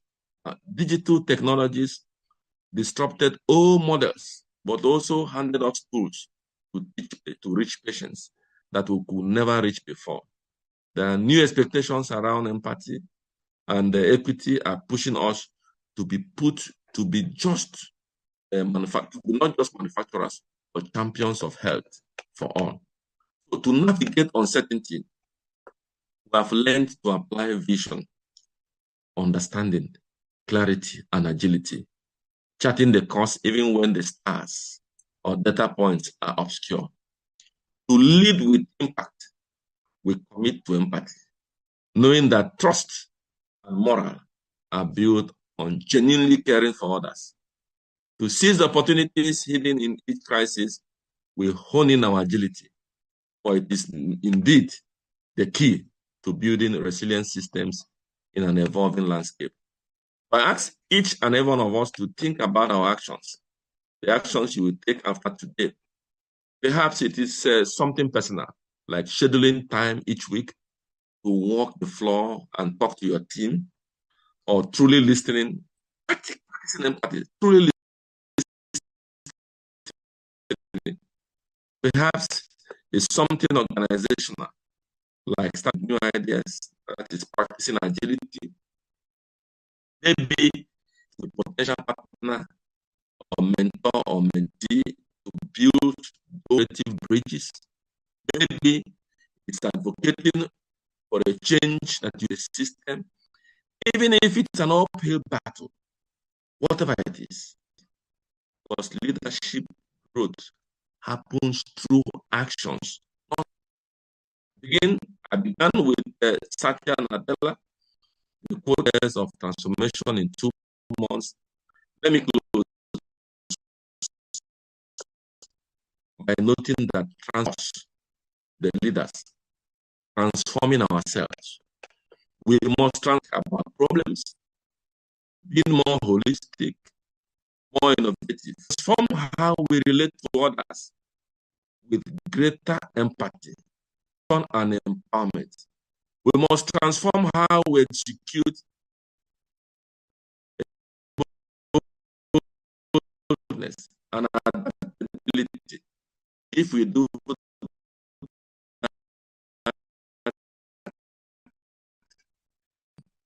I envision a future where the Nigerian pharmaceuticals model for agile innovation and compassionate care, where our leaders are known not just for what they achieve, but for ethically, empathetically, and collaborative, future where the next crisis hits the wall, we can say those leaders in healthcare responded with speed. The future is possible if each of us will lead in with empathy and agility every day, not just in speeches, but in the smallest interactions and toughest decisions. We owe it to our patients. We owe it to our colleagues. We owe it to the next generation that is watching us. Thank you for your kind attention. Wow. Wow. This is one thing. Yeah, Zoom is good for all, but one thing that we are missing, if this were to be a physical meeting, Prof, we will all be standing on our table. We will all be standing on our table. This is something else. Really something else. Thank you, Prof. Thank you, Prof. Thank you. For those constructs, those frameworks, we will not forget. Thank you so much. Thank you. Thank you so much. Yes. Thank you. I will still have time to refer to the address, but Yes. now we are so much in a hurry because we have our third juggernaut in the house. He's here because of commitment. He's here because of who he is. Otherwise, it's supposed to be in a board meeting. So because of that, I will, Prof, just permit me not to talk now. I will talk later. No problem. I also want to listen. So please, I also want to listen to him. Keep those things coming. Keep it coming. I love it. I love you. We've almost passed 300 because people are coming in and coming out. So let me quickly call Dr. Gidado Yusuf to introduce our next speaker, who is our special guest. And he's here, I'm telling you. He's here because of his commitment to people. Because this is highly committed to people. He has other assignment, official assignment, but he told me we'll be here and he's here. He's been here since morning. Gidado, over to you. Good morning, colleagues. The chairman of this occasion, our honorable Prof, the convener, Dr. Lulu Ojo, the keynote speaker, which has really electrified all of us here present with those scintillating research findings. I think I'm mostly grateful for this opportunity to introduce somebody mostly dear to me. I think this personality is not a person that is not known to the pharma industry, but for the insight of other professional colleagues from other fields present here today and the younger ones, I just want to start by first of all introducing this very distinguished personality, Pharmacist Ahmad Ibrahim Yakasey, a fellow of the Pharmaceutical Society of Nigeria, and thorough MNI holder, who we all know as the past president of the Pharmaceutical Society of Nigeria. For some of us and those that have not known, this individual holds a traditional title of the Kachalan Kano, and also the Ayin Duruma of Umuzike 1 and Odo Imo State. Farm Ibrahim Ahmad Yakasey career spans a decade of services in both the public and private sector. He was a two-term commissioner in Kano State between 2005 and 2011, where he served as a Commissioner of Commerce, Industry, Cooperative and Tourism from 2005 to 2010. because of his track record, he was redeployed to the Ministry of Commerce, from Ministry of Land and Planning, where he spanned and hold that ministry within the time span of 2010 and 2011. I must want to highlight from the eyesight of individuals, colleagues here. Pharmacist Ibrahim Yakase is among the few pharmacists who have practiced in all the four sectors of the pharma profession. He was a former part-time lecturer in Ahmadu Bello University, where we can also, it belongs to what? NAPA. And also a founder of Pharma Plus, which we know one of the most talked about retail pharmacy in those days, which has now transformed into a global wholesale and distribution enterprise. So by so doing, we say this individual must have also ventured into that, the retail aspect. And he's also a pharmacist that's working for government hospital during his career as a pharmacist. So that tells us that he has also have his own taste as an administrative pharmacist in the hospital. Now, I think he's a Bodleian IPL for all of us that know. So that means also has transformed the global space, but also participating in the pharma industry. As an asset leader, pharmacist Ahmed Ibrahim Yakase at various times served as trustees and directors of the Institute of Logistic Management of Nigeria, and also a trustee of the Howard University Global Initiative of Nigeria. He has also been and presently also a trustee for the Society of Family Health, and also a board member and external examiner for the Pharmacist Council of Nigeria, among others. Pharmacist Ibrahim Yakase is also a fellow of the Pharmaceuticals of Nigeria, fellow of the Chartered Institute of Commerce, fellow Institute of Logistic Management, fellow Nigerian Academy of Pharmacy, and also a member of the International Federation of Pharmaceuticals, FIP. And one of the challenges, I think, and also one of the senior might be committing, is the time space with the volume of achievement of this honorable individual that will not permit me to introduce. But for the sake of the gathering, I want to introduce our honorable past president, Pharmacist Ibrahim Yakase, to the podium to give his welcome. Thank you very much. Thanks, Gidado. You have done well, but I know if I have to start again, that's too much. So the grandfather, the table is over to you. Too much. Thank you, Gidado, Yusuf, for this wonderful compliments. But it's too much. That you added a lot of side attractions. Thank you very much. I really want to see this as a pleasure and privilege to join you today, Lolo Ojo. You have done well. I must commend you for these efforts. It's a great achievement, and this is a very fantastic classroom. But I must recognize my president, who happens to be the chairman of this occasion, Professor Larry Bale, the man that is the young pharmacist for life, YFG member. Of course, the talkative Professor Charles Esimone. I thought he would go to take the whole day today, but thank God he can. Charles, nice to see you here.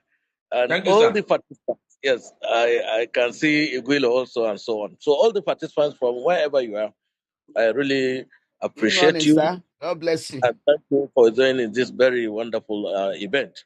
Yes, pharmacy career advancement, as you put it, you have designed a compelling theme: leadership in the age of disruption, navigating uncertainty, and leading with empathy and agility. So clearly, we are talking of uncertainty, and then the keyword, empathy and agility. And I thank God, Professor Larry Bali and Professor Charles, they have emphasized so much on this issue. So as a special guest, I want to tell you that We are really, as they mentioned, we are extraordinary times, no doubt, very extraordinary times all over globally. Pharmacy profession and many other organizations, they have been into this, but it has been reshaped by forces ranging from technological advancement. I can see Charles talk about AI, all kind of technological advancement, which is true. And then indeed, we look at the global health crisis to shift the regulatory landscape and the evolving patient expectations. As you mentioned, we have seen what happened during the COVID. But all these disruptions, to me, they are challenges. I, for one, for the last 43 years of my experience as a pharmacist, I always live and love challenges. I don't run away from challenges. So it has its own positive way. It offers immense opportunities. You can have opportunity to rethink. When you are in a troubled time, God has his own way of opening your brain. The wisdom will all come over. You now retool and reimagine how you can lead. And God has his own way of bringing solution to you. But I must to talk about this leadership, as we mentioned. Leadership is not about title, as my friend Mr. Sharma, the Indian man who talk about leadership without titles. I believe it's not about title. It is not even about hierarchy. It is about influence at any level. If you can have influence, some people start from even primary. You can see them with influence, with resilience, with adaptability. It is very important. So I mean, it is not about showing off. It is about not just as decision makers, but as listeners, as mentors, as change event. We have to look all this kind of way of to become resilient and influential. They must, you see, in the face of uncertainty, leaders must do more than manage. They must inspire. They cannot run away. They must inspire with clarity. And to do so effectively, empathy is one. Agility must become, empathy and agility must become our default modes as computer people talk about default. So we have to respect these two keywords, empathy and agility. And true leadership is, as I've mentioned, also is about collaboration. You cannot do it alone. You have to know how to delegate. You have to know how to drive positive change. You have to know how to attract people to really believe in you. It's not about greediness. It's not about selfishness. It's not about self-service as it is seen in our society, especially the political landscape. In the context of the pharmacy profession, to me, leadership extends beyond managing teams or overseeing operations. It is about improving patient outcomes. What are we achieving? Are we really patient centric? Are we advocating for better health system, or we are just in our cocoon? We don't even talk. We don't care about the healthcare system. We have to push the boundaries of what is possible in getting your customers better. If the patients are better, then definitely you are a great healthcare leader. Empathy allows us to connect deeply with the people we lead, we serve, and work alongside. It helps us build trust and foster inclusive environment, especially in times when fear and fatigue are high, as it is now all over. Then, of course, we have to see the agility on the other hand, which gives us ability to pivot, to learn, to unlearn, and to move forward quickly and wisely. That will really help all of us to navigate from all the hardship, the problem, the uncertainty. But to me, technology or whatever it is requires human beings. We shouldn't shy away. We shouldn't run away from it and say technology will take over our jobs. No, AI cannot, as far as pharmacy is concerned, but it will improve. It will help. As pharmacists and healthcare professionals, we are uniquely positioned at the three areas intersection We are here one area size. We're on the other side talking about policy. And the last side, this tripod, we're talking of people we serve. So the choice we make as leaders, whether in practice, academia, industry, or regulation, will determine not only the direction of our careers, but also the impact we leave on the system we serve. So on this note, I must congratulate Lolo Ojo and all his team members who think it this way to come up with the idea of this kind of webinar. There we will be sharing knowledge, we have been going to interact, and especially on the contemporary issues, so that we'll continue to learn and think of the way out of the woods. And I must tell you that if we commit this kind of leadership qualities, the leadership attributes, definitely our profession and the world will be better. We need empathetic, agile, and unwavering in our pursuit of excellence. If we're talking of excellence, then definitely we have to really be having all the attributes of leadership. My friend has mentioned a lot about that. And then, as I know, this is very thought provoking and inspiring session. I must congratulate you for this once again. And I want to thank the participants for being here. Up to this moment, I can see about 217 participants. This is wonderful. Dolojo, keep it up. Please continue. If you like, give us this webinar weekly. We'll be ready for that. This is what we need, especially for our young graduates. Next generation leadership and growing them, developing leaders. This will help seriously as far as mentorship is concerned. As I look toward your very future, I want to focus so much on this leadership. Anytime you want to talk about leadership, please, I'm ready to help. Being a leader is about continuous growth and development. Thank you. May God bless you pharmaceutically. Yes, please give it to him. That's the grandfather himself. That's the Thank you. grandfather himself. He's chairman of this, chairman of that. He's actually going to a board meeting to be chairman now. So please give it to him. Yeah, Thank thank you you very so much. much, my dear brother Ahmed Yakasai. I hope you will still be listening here because there are questions that people have sent to me to ask you in particular. You better But ask now because I have only I 2 will minutes. pass them to you. Don't worry. I will pass them to you. Don't worry. Thank you so much. He has said it, Thank and you. I want to thank all participants, 214, even as at this time. But you can see that we are doing well. What Professor Charles gave us, I would say it's more than a keynote. It's more or less like an inaugural. So, Professor Charles Simon, thank you so much. I like Thank you. those constructs. You have given us a new language now that we should be asking, what is the leadership style in a FUCA world? FUCA means volatile, uncertainty, complexity, and ambiguity. And you have not just left us hanging, you have given us a solution to that. With volatility, we should use vision to combat it.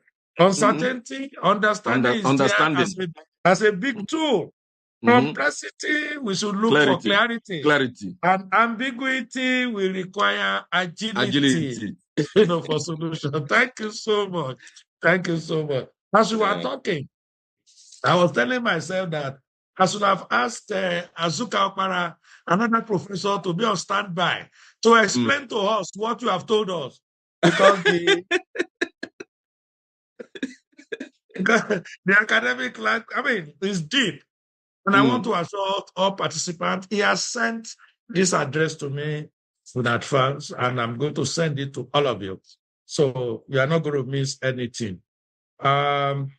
Before, get ready for your question. If you want to talk, just raise up your hand. If you want to just ask the question on the chat room, go ahead. We will not miss anyone. But let me just briefly recognize a lot of our colleagues in the house. I have from Canada here, Professor Kofo Aniola, my very good friend and old school colleague. I have Sir Ike Onyechi. I hope he's still in the house. It's nice to have you here, Sir Onyechi, if you are still in the house.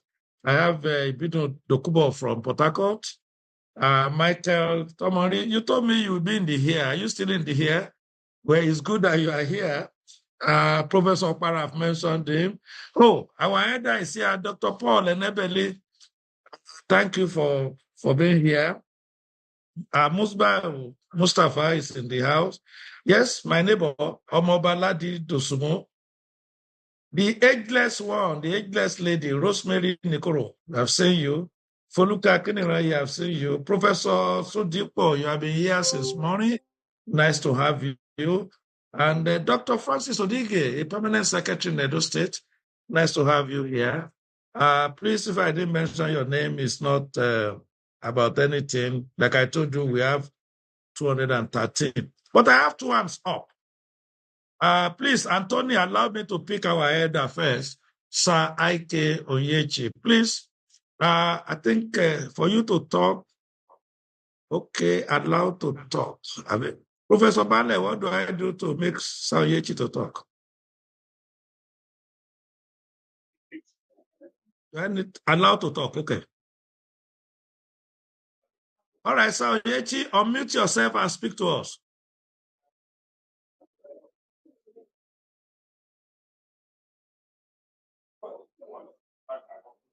Please, okay, go ahead and speak to us.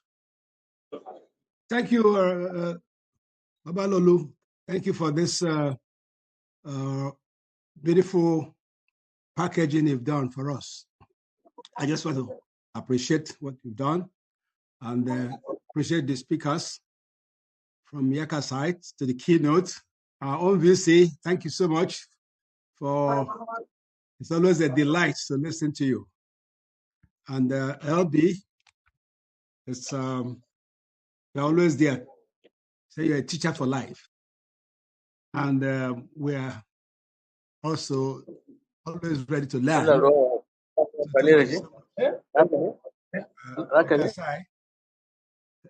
another leader for life, thank you. We're in all of this together, and we keep encouraging the younger ones to even do more than we have done. So thank you, Abalolu. I just want to appreciate you. Thank you. Thank you very much, sir. Your presence here is a great inspiration for us and for others. So, Anthony, go ahead and speak. Unmute yourself and speak. Anthony Wabuko Elugbe. Please unmute and talk.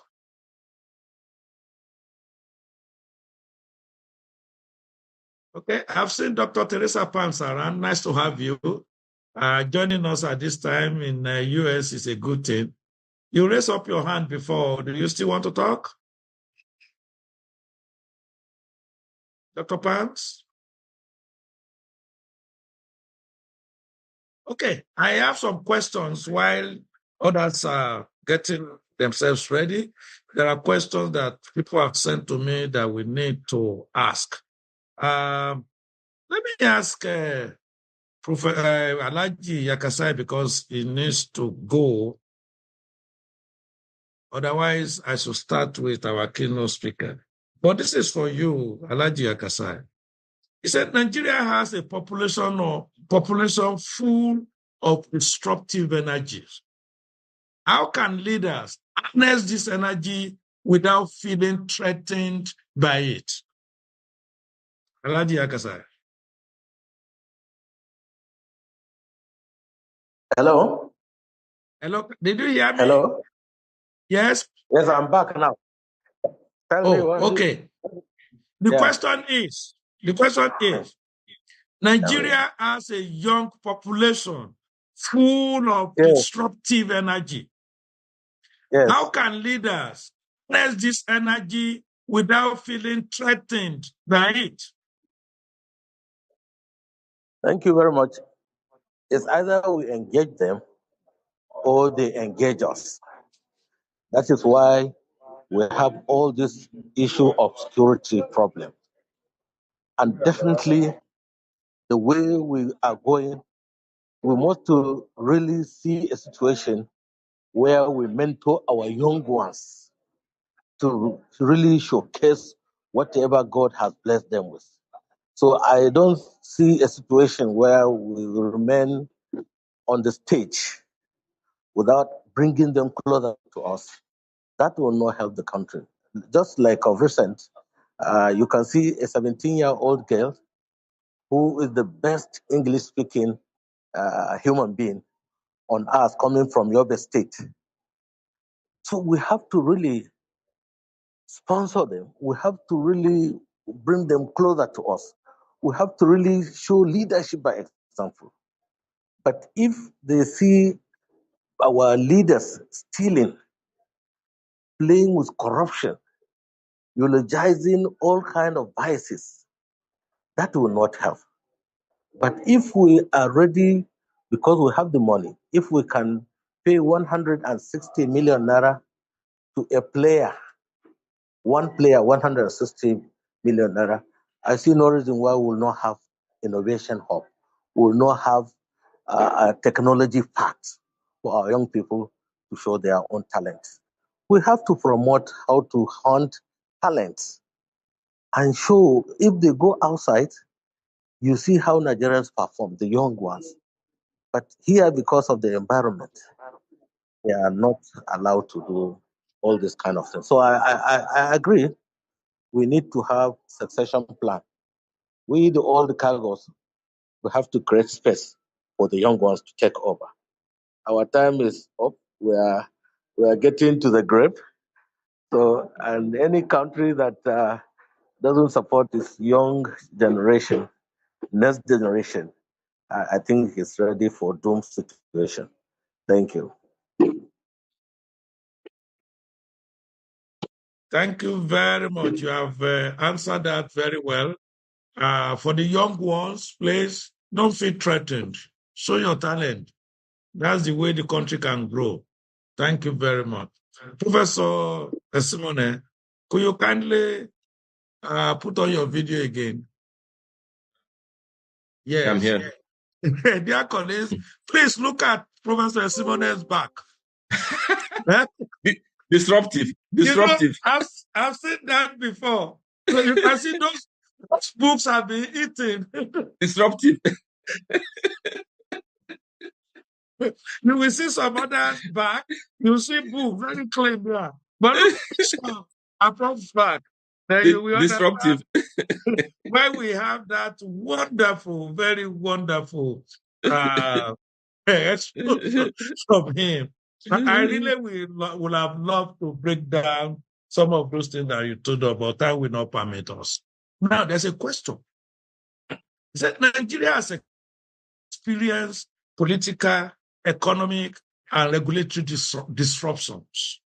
What mindset must a Nigerian leader adopt to thrive in such an environment? Okay, thank you. Thank you. Thank you. The VUCA solution that the VUCA response that we presented is something that for life will address many of the issues that we're going through now. I see that the lack of vision in many of our leaders is the bane of the disruptive and troublesome volatile circumstances we're experiencing. People come into leadership without, and even when they come with vision, they have no intention to understand what the problem really is. They want to bring quick fix solutions from our side to solve problems that are very local, are very indigenous, something that you need to show some empathy.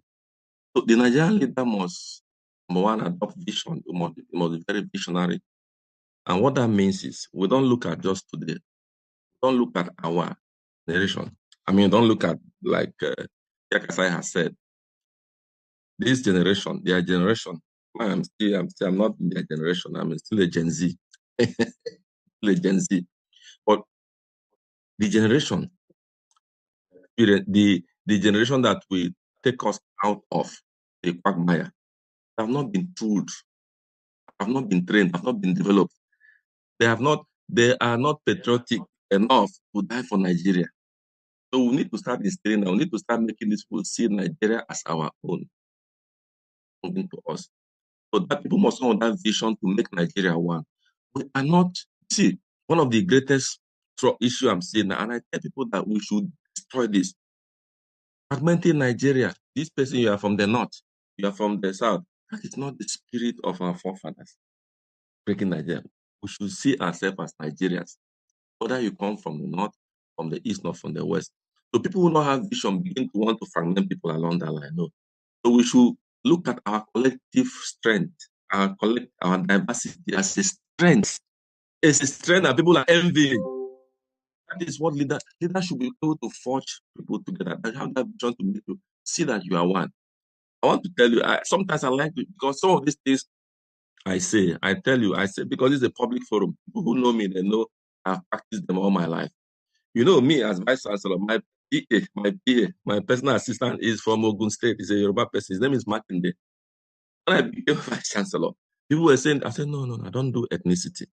I do capacity. If you have capacity.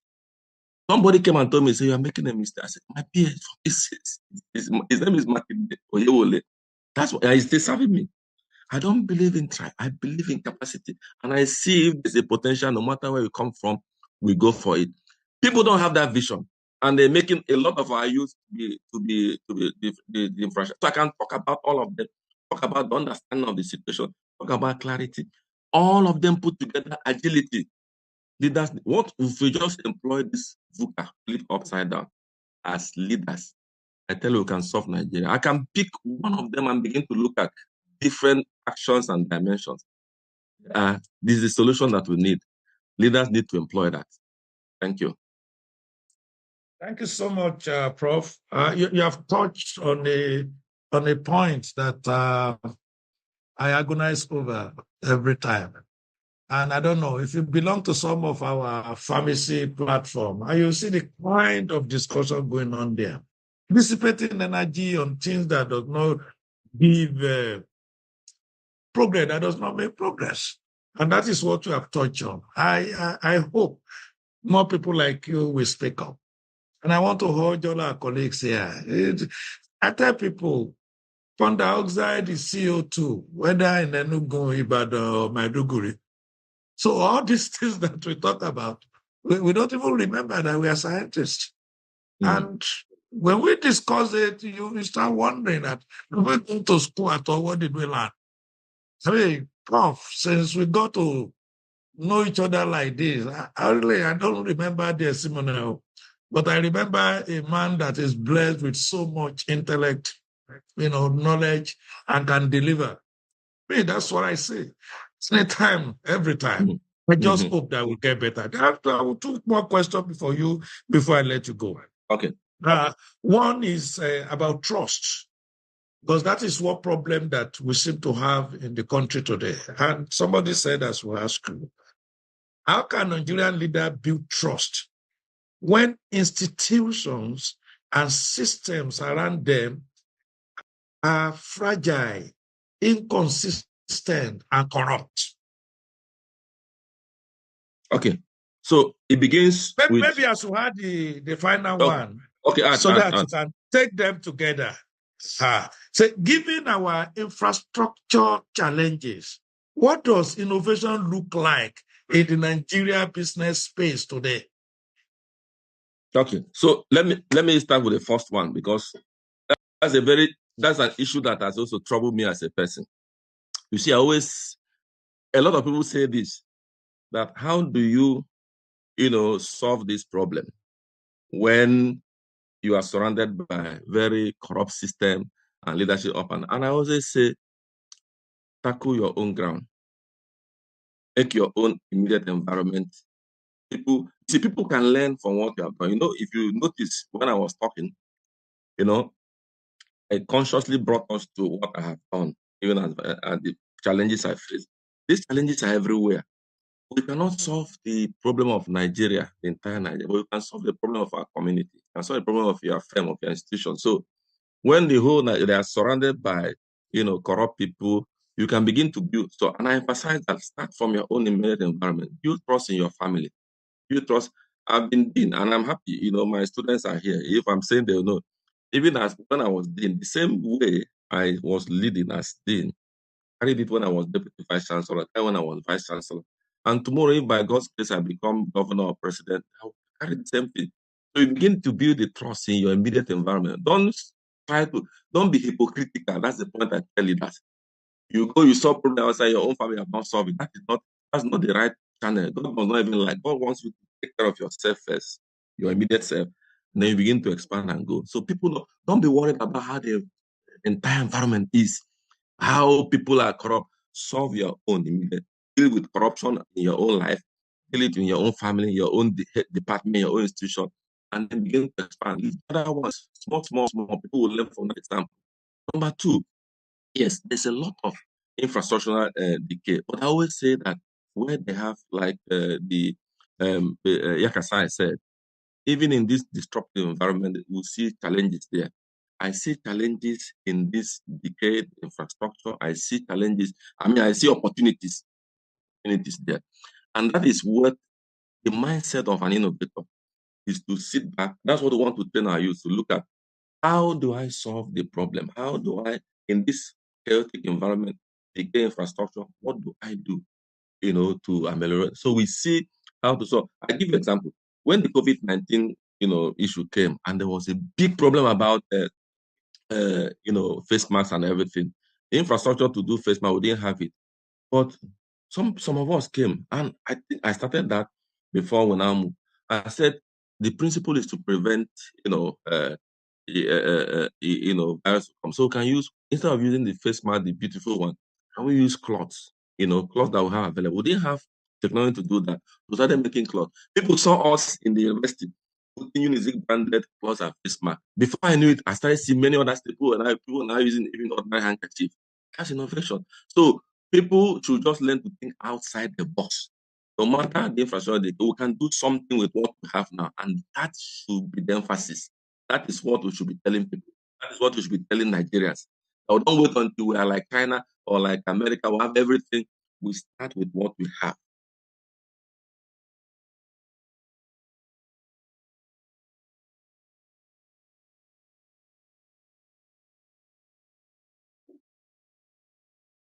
Thank you. I'm done.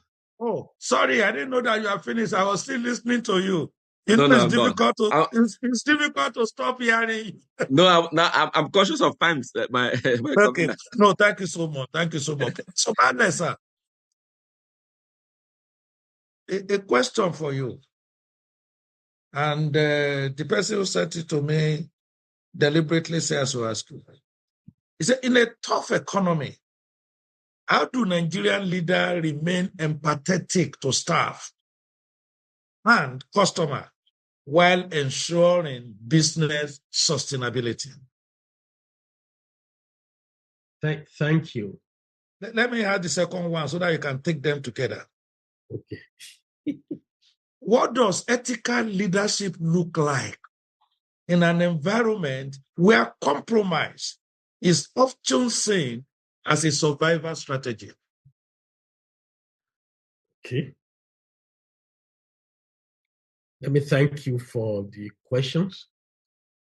First, man exists. I hope you can hear me. Yes, very well, yes. Thank you. Man exists as a physical person, emotional person, mental person, spiritual person, soulish person. So there are energies associated with every man. And each of those energies have to be fed with the right food.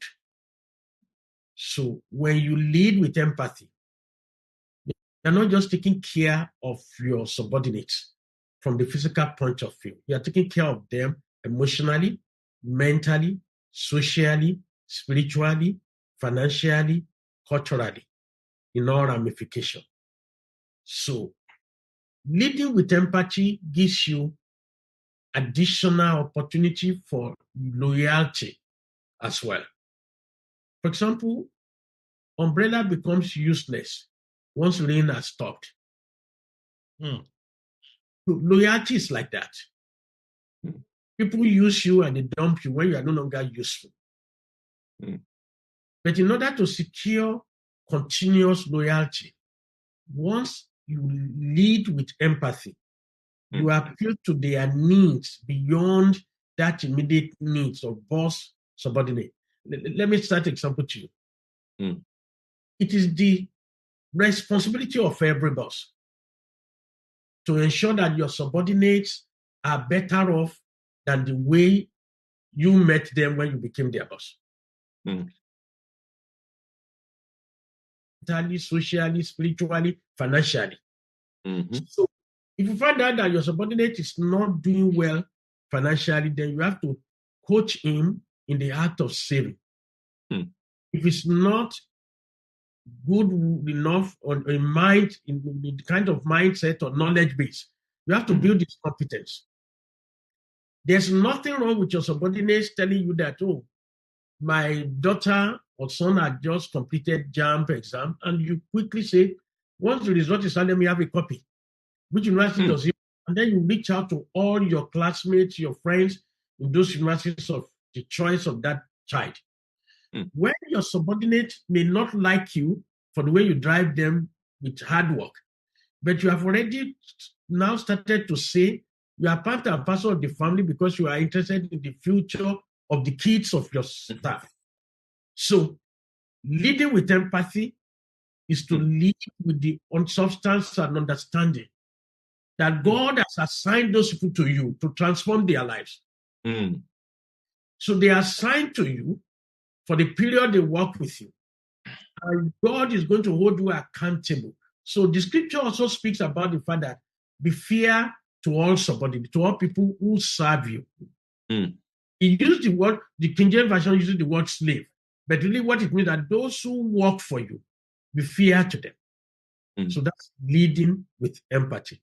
Your second question, I'm not as brilliant as you are, so, and I didn't write it down, so just remind me of the second question. Then I wanted to address the concept of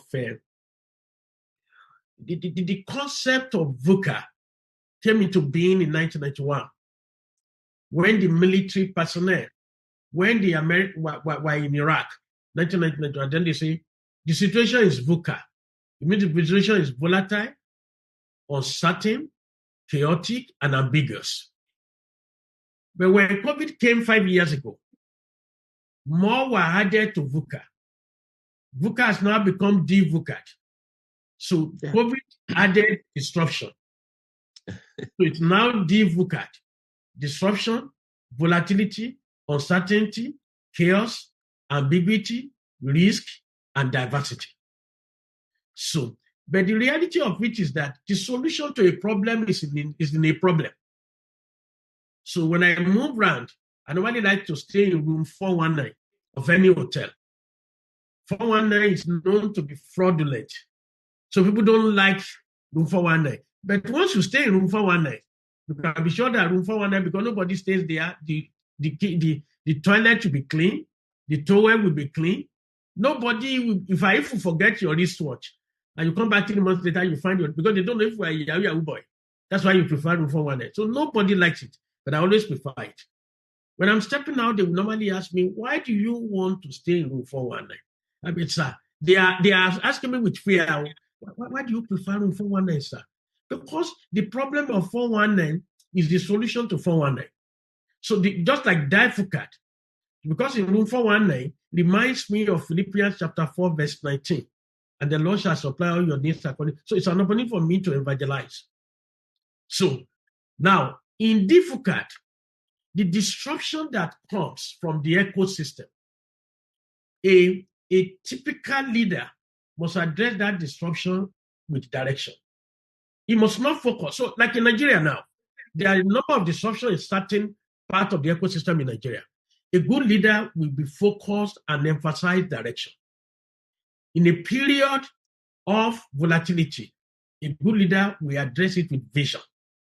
In a period of uncertainty, a good leader will increase understanding of the staff.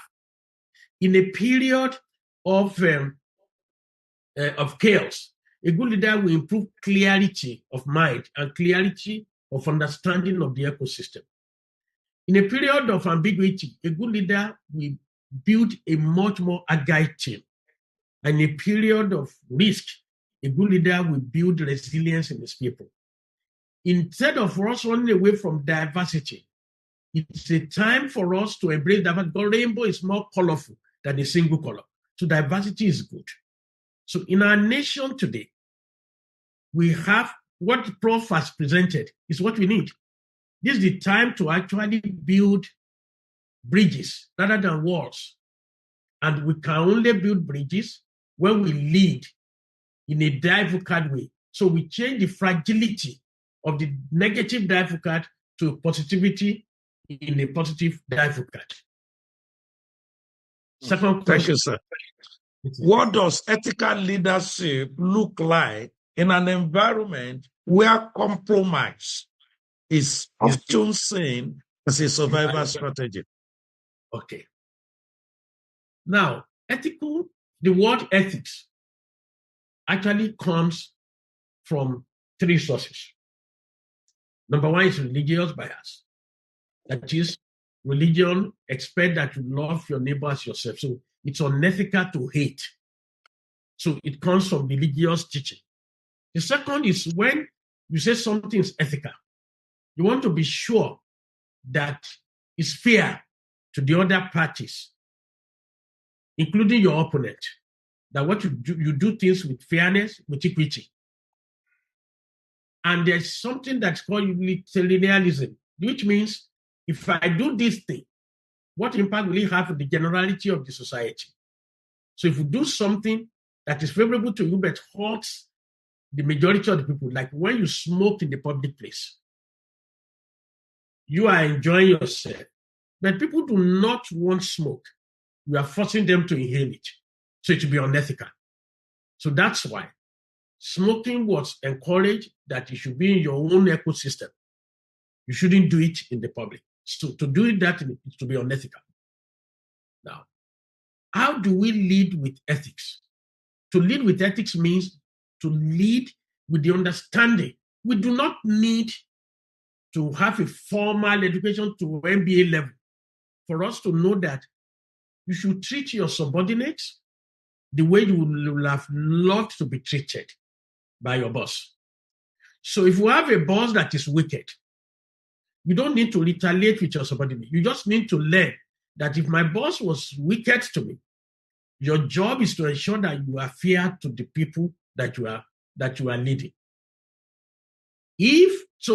Leading in an ethical way means leading with the understanding that you are maintaining integrity. You are maintaining, and like Professor Simon mentioned, you are maintaining ethics. You are leading without the biases of religion, the biases of ethnicity, the biases of which socio-political zone you come from. You are leading with the clear, and there's something called conscience. You have a sensitive conscience, and you can train people to have conscience, and you can also deliberately choose not to have the right conscience. When you have the right conscience, you will know that you are unfair to people, and you want to seek reconciliation. So ethics is treating people with equity. It's not, you can't treat people equally. No, there's a Pareto's principle. You cannot treat people equally, but you can treat people with equity. That means if a team of 10 works for you and 3 people are calms, they exceed their target, you have to pay them incentive. You can't pay the same incentive to all the people who perform and the people who did not perform. That's treating equally. No, you treat with equity. That is, the guy who wins incentive must be paid all his full money. And the guy who did not win incentive should not be paid. So that's because people mistake equality with equity. And so I just think we need to clear that. Thank you, sir. I cannot hear you, sir. You are muted, sir. Yes, thank you so much. My mentor, you are muted.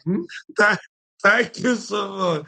I know we have 3 very important resource persons here. Each one of them can turn this to inaugural address. So, but we are blessed with them. Now, I'm coming back to you, the 2 professors, and please, our distinguished Professor Egulo, please be prepared. I have a question for you. You have some questions on the Q&A platform as well. Okay, I'm going to pick it, but I'm actually even going to the participants now. I'm going to them because we want you to be part of this. I have not seen those questions, Prof. There are some, if we open the Q&A, are you using computer or you are using a small? Oh, yeah. Yeah, okay. I've seen it. Yeah. For the Q&A, yes, I have it here now. Okay, so I will read the one. We have 3 of them. I think 4. Okay, we have 4. So I'm going to read it now. The first one is, with respect to collaboration. But sorry, before I go, I don't want to miss something that Professor Bartlett said, which I want each and every one of us to hold like this. And it's about diversity. If God wants all people in Nigeria to be Yoruba, he could make them. If he wants all of them to be Igbos, he could make them. The same thing with Hausa Fulani. But Professor Bartlett told us now that look at the rainbow. It's a combination of color and it's more beautiful than each color that makes up the rainbow. So there must be something in our diversity. And I think Professor Simone said it too. And for those of us who know, don't let us be emotional about all these things. Don't let us be sentimental about all these things. Let's look more for the positive thing that can come from our diversity. I just didn't want to forget that. Now, Paul Udion said, with respect to collaboration and partnership as means to navigate disruption, how can interests of money in the light of what is the need for me be well managed to make it work? Money has been noticed to shatter bright idea when 2 or more people come together. Please, I want our resource person to note it, the 2 prof, because I will ask all the questions. Professor Azuka Okpara, he said, Professor, kudos for your explosive lecture. My question, as a former Vice Chancellor, what was your biggest leadership challenge? Please note. Then Chinaza asked a question that, how can we change our political class to those who are really trained and have empathy for the people? Our political class are the ones who make major decisions for us. This is from Chinaza Ma. Then finally, I have from Anthony Wokoye, was here with me yesterday. Anthony said, thank you for asking us to start showing good leadership from our service center. And we break from the malaise of greed, despot, nepotism in our family and public lives. How can we live above this black man phenomenon? So, over to you, Professor Charles. The one that you don't pick, Professor Bartlett will pick. Actually, Professor Bartlett can answer all of it anyway. But let me start. let me start from Professor Azu Kokpara, who was asking my greatest leadership challenge as a Vice Chancellor. Yes, thank you. My greatest challenge as Vice Chancellor was how to bring about innovative changes. You know, I told you that we brought a lot of changes trying to move from analog to digital to solve many problems. So how to make people to move, people management, I will call it general, and I've said it many places, people management is one of the greatest challenges because sometimes very good actions are perceived, negatively. And the ones that are unintended, people now magnify and put it up. So it was really how to make people to move, to change, convincing Senate, convincing students, convincing congregation about the direction. That was one of the challenges, of course. But with that also came the challenge of our leaders. Because as Vice Chancellor of a public university, you are responsible to the National Assembly, responsible to, all the ministry and all, all of them together. So how do you also, communicate some decisions and some things that they want you to do that are not, so to say, ethical? How do you navigate out of those things? How do you navigate seamlessly? So those are my challenges. But in all of them, I've always come to understand that, communicating your vision with clarity and without, you don't need to fight to make a point. I've always learned that I want to make a point to convey. I don't need to fight. I don't need to shout. I don't need to be sarcastic in presentation. You present them humbly, but you are consistent, you are firm, you are being taught. And sometimes also, I've also learned to add a lot of humor, to, like in the Senate, to convince people. You add a lot of humor. So we're not in a mortuary, in a place where people are money. So you add humor, you will make people laugh, you carry them along, but you are presenting the point. You want something to be carried. And one way I see, that's how one way to carry people. Because there's a lot of tension in Nigeria. So when you are coming again, you want to make them to someone, and you are coming with a very hard knot. You say, you must do this. No. So you add some humor, you make people laugh and so, but you still present the point. And that way, before you know it, in that euphoria of happiness, they say, okay, let's try it and see. And then it goes. The other one is, I also want to go to, the first one, the first one was the person talking about what's in it for me, in the era of partnership and collaboration, what's in it for me.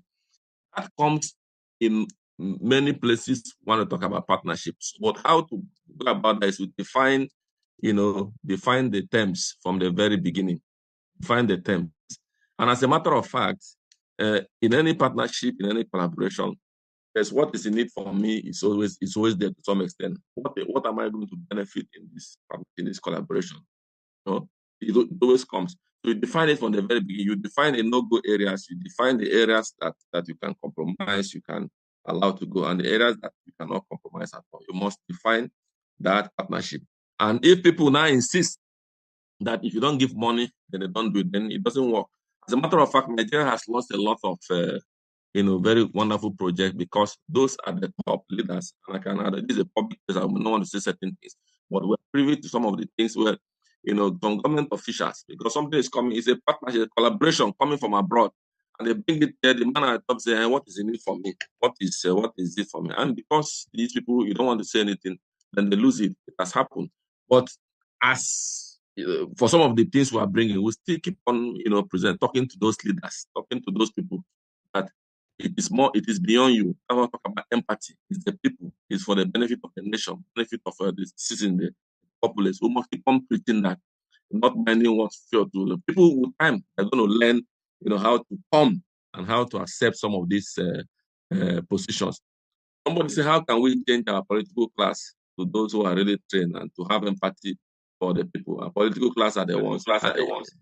Yes, the political class are the ones who make major decisions. Now, you see, changing them, I've always said it, that you start from the ones that you can control. In general, as a class, you may not be able to change them, but the ones you have control over. For instance, in my own case, to have people that have represented us in some places who want also to do. I've had time to thoroughly educate them on the need of our constituency, of the students. National Assembly, when I go there, I present this to them very clearly. Some of them agree, some of them don't agree, but I think we need to start showing our own example. They learn from our own examples, from what the things we have done and how we have done them. Some of them are challenged. I can give instances of people who have been challenged by the little changes that we have made to show them how to be, empathetic to the people. And when they say, Prof, we'd like to do that, how can we commit? They see those things and they come in. They have supported us in many things, some capacity building programs, some other areas, because they see the little changes that these things are making. So if we assess we are doing it and it's transparent and it is good, with time, they like good things, but we need to keep on more and more and more and more positive things we do. They will learn, but changing them all as a class is not possible. You change individuals there slowly. And by God's when we have a leader over them also who have learned these principles, if that he will set the lines right. But let's not worry about changing the entire class. Let's change individuals. Let's change constituents amongst them by the interaction that they're having with us and by the things that we are doing. I think I've answered. Oh, okay. There's one that says, thank you for asking us to start showing good leadership from our own service centers. How can we break from the malaise of greed, despair, and nepotism in our family? I said it before that change begins with you. You break it from yourself. Let's not, you see, the scripture says, you should not bother about, taking out the log in somebody else's eye when you have not taken out the little mote in your own eyes. I always believe that you change yourself, change you. Once you change, then you can have the boldness and courage to change your family and then change your workplace. But if you have not changed, if you are telling others change, and they are seeing that you have not changed, it doesn't make any sense. You practice it, you start from yourself, change, and then you go. Let that change begin with you. Thank you very much. Wow. Prof, thank you so much. Professor Bale, please be on standby. I'll come back to you. I want to engage the audience because it's very important here before we go. Because as it is now, we still have almost 200 people in the house. So my question, and anybody wants to answer can just raise up his hand, 3 of them from what people sent to me. 1, what is the biggest disruption your organization has faced in the past 12 months, and how have you responded to it? Number 2, do you believe Nigerian leaders are ready for the next wave of global disruption? I think people told us that we did well during COVID or Ebola and stuff like that. But as we are now, are we ready? Finally, if you could ask our speakers today, at least 2 of them are still around, just one thing about leading through chaos, what would that question be? Do we have anyone in the house who want to take up that challenge? Or the questions asked? Anyone? Just raise up your hand. Please continue to think about it. If you raise up your hand, I will call you. Let me now go back to our resource person while waiting for you. And I want to start with our dear distinguished Professor Igilo, because this is like if the future, our vision. By the way, somebody asked, that's Samira from Kaduna, that we need highly resourced persons to teach leadership during PSN conferences. Madam, we have heard you, and we will pass that one to our leaders. So, my question to distinguished Professor Igilo, what does the next generation Nigerian leader look like to you? What quality must they embody? But this is our country. This is where we are. Kuwait, learn through your wealth of experience and knowledge. What does the next generation Nigerian leader look like? Or what quality must they embody? Thank you. Thank you so much, my director, program, and everything, Dr. Lulujo.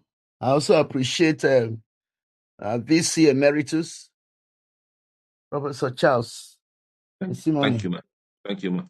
And my dear President, PLB, always young. The Lord bless you all. Amen. Thank God for Ambassador Yakasai and all that have been contributing. Well, except the Lord builds, the people that are building are just wasting time. So for the upcoming generation, they have to be, dedicated in what they are supposed to be doing. They have to be sincere. They have to have focus. they have to understand that it's not there, they're not there for themselves. They're there to serve. Servant leaders, showing the light, directing people's lives, building people. So it's not just based on selfish objectives and how to embezzle, how to look out for where it would benefit them. As I usually ask my class before I retired, once I entered the first time in the class 200 level, I will be asking them, why did you choose pharmacy? You will be surprised. I make sure that every one of them understand. Or some will say, well, my father wants me to be a pharmacist. I'll just step aside. I will not move the person to the left. Some will be very bold to say, I want to make money. I want to make money. I just move them to the left. And few that will answer that they want to help life. They want to guide their community. They want to help their family. They want to help others that are in pain. And I say, stay on the right. So by the time we finish going around maybe a class of 100 or 80 something, they will think that you are wasting time. But some of them along the line, even after graduation, you see that such questions, was thought-provoking. It stirred them up. That is not just your daddy or your mommy directing you to be pharmacist, engineer, doctor. There must be a passion. There must be something coming from inside of you. Out of you, there should be flowing. That life that you want to impart because you want to learn pharmacy or you want to be a medical doctor, you want to be whatever. There must be something flowing out to help others. So I believe, my dear brethren, that would help our younger people to know that it's not just there to learn, but also to flow from themselves to build other lives and help them to focus. And they have to be visionary. They have to understand that they are not just there to, enrich themselves and be, make themselves, personal aggrandizement. No. It's for them to impact other lives so that it will flow from generation to generation. And it will be better and much better than even what we left behind. Thank you, sirs. Oh, wow. Thank you, ma'am. Thank you. And you have answered the question that Dr. Mrs. Margaret Obono asked. Mm-hmm. I mean, that how do we get our young pharmacists to start thinking, and working as leaders, even from internship period.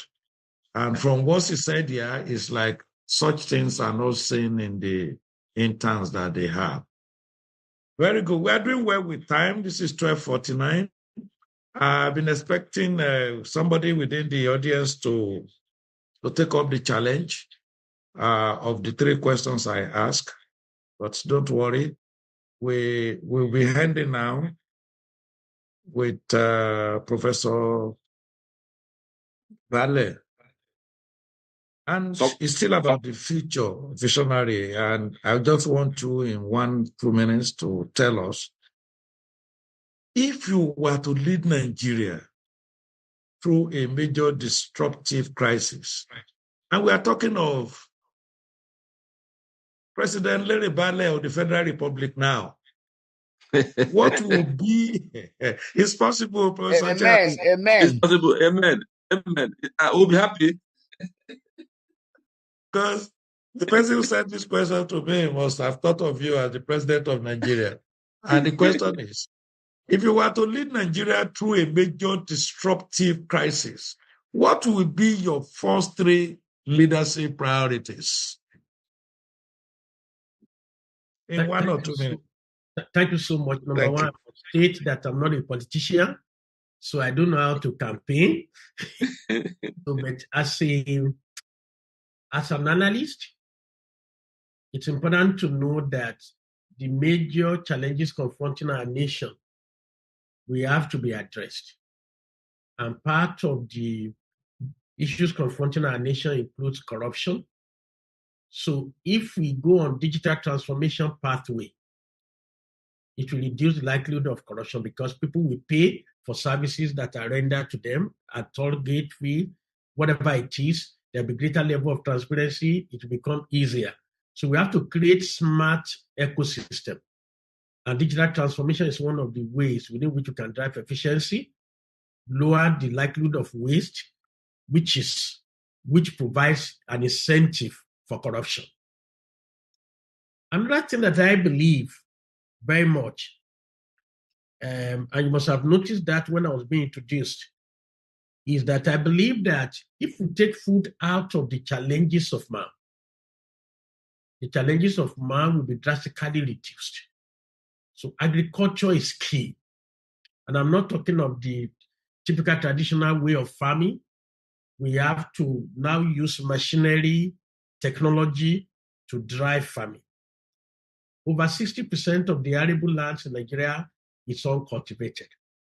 And so if we find ways to provide security, everything is linked. If there's security and farmers can be given the tools to farm, and we have more than enough. I work for an organization that is made up of less than 20 million Europeans, but they have become the food basket of the entire Europe, Netherlands. And Nigeria can become the food basket for 1.4 billion people in Africa.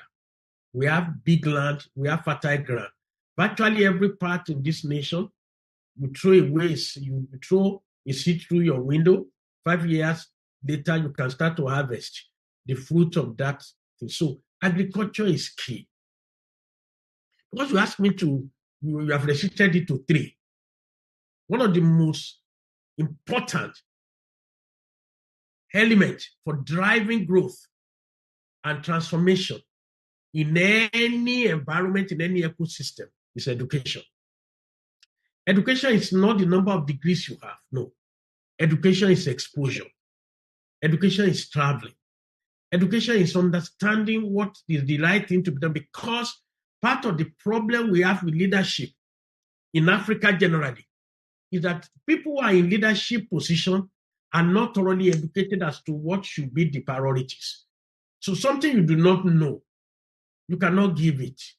So you grow up like an agbero. So when you find yourself in the National Assembly of any African country, the only thing you'll be pursuing is sharing money, because that's what you are used to doing on a daily basis as an agbero or as an area boy in your environment. So it is what you've learned that you'll be able to give. So we need to emphasize education. And education is the backbone that transforms Singapore. I'm a student of national transformation or continental transformation. And I studied Singapore thoroughly. I've also studied how Japan transformed. Education has been extremely key in the transformation of Singapore, Japan, and a number of Asian countries. Without solid education, it will be difficult for us to actually transform. Those are the 3 key things. I believe technology, I believe education, technology, and agriculture. We provide the resources we need for every other thing that we desire. Thank you. Thank you so much. You said I restricted to 3. What will happen if I've asked you to talk?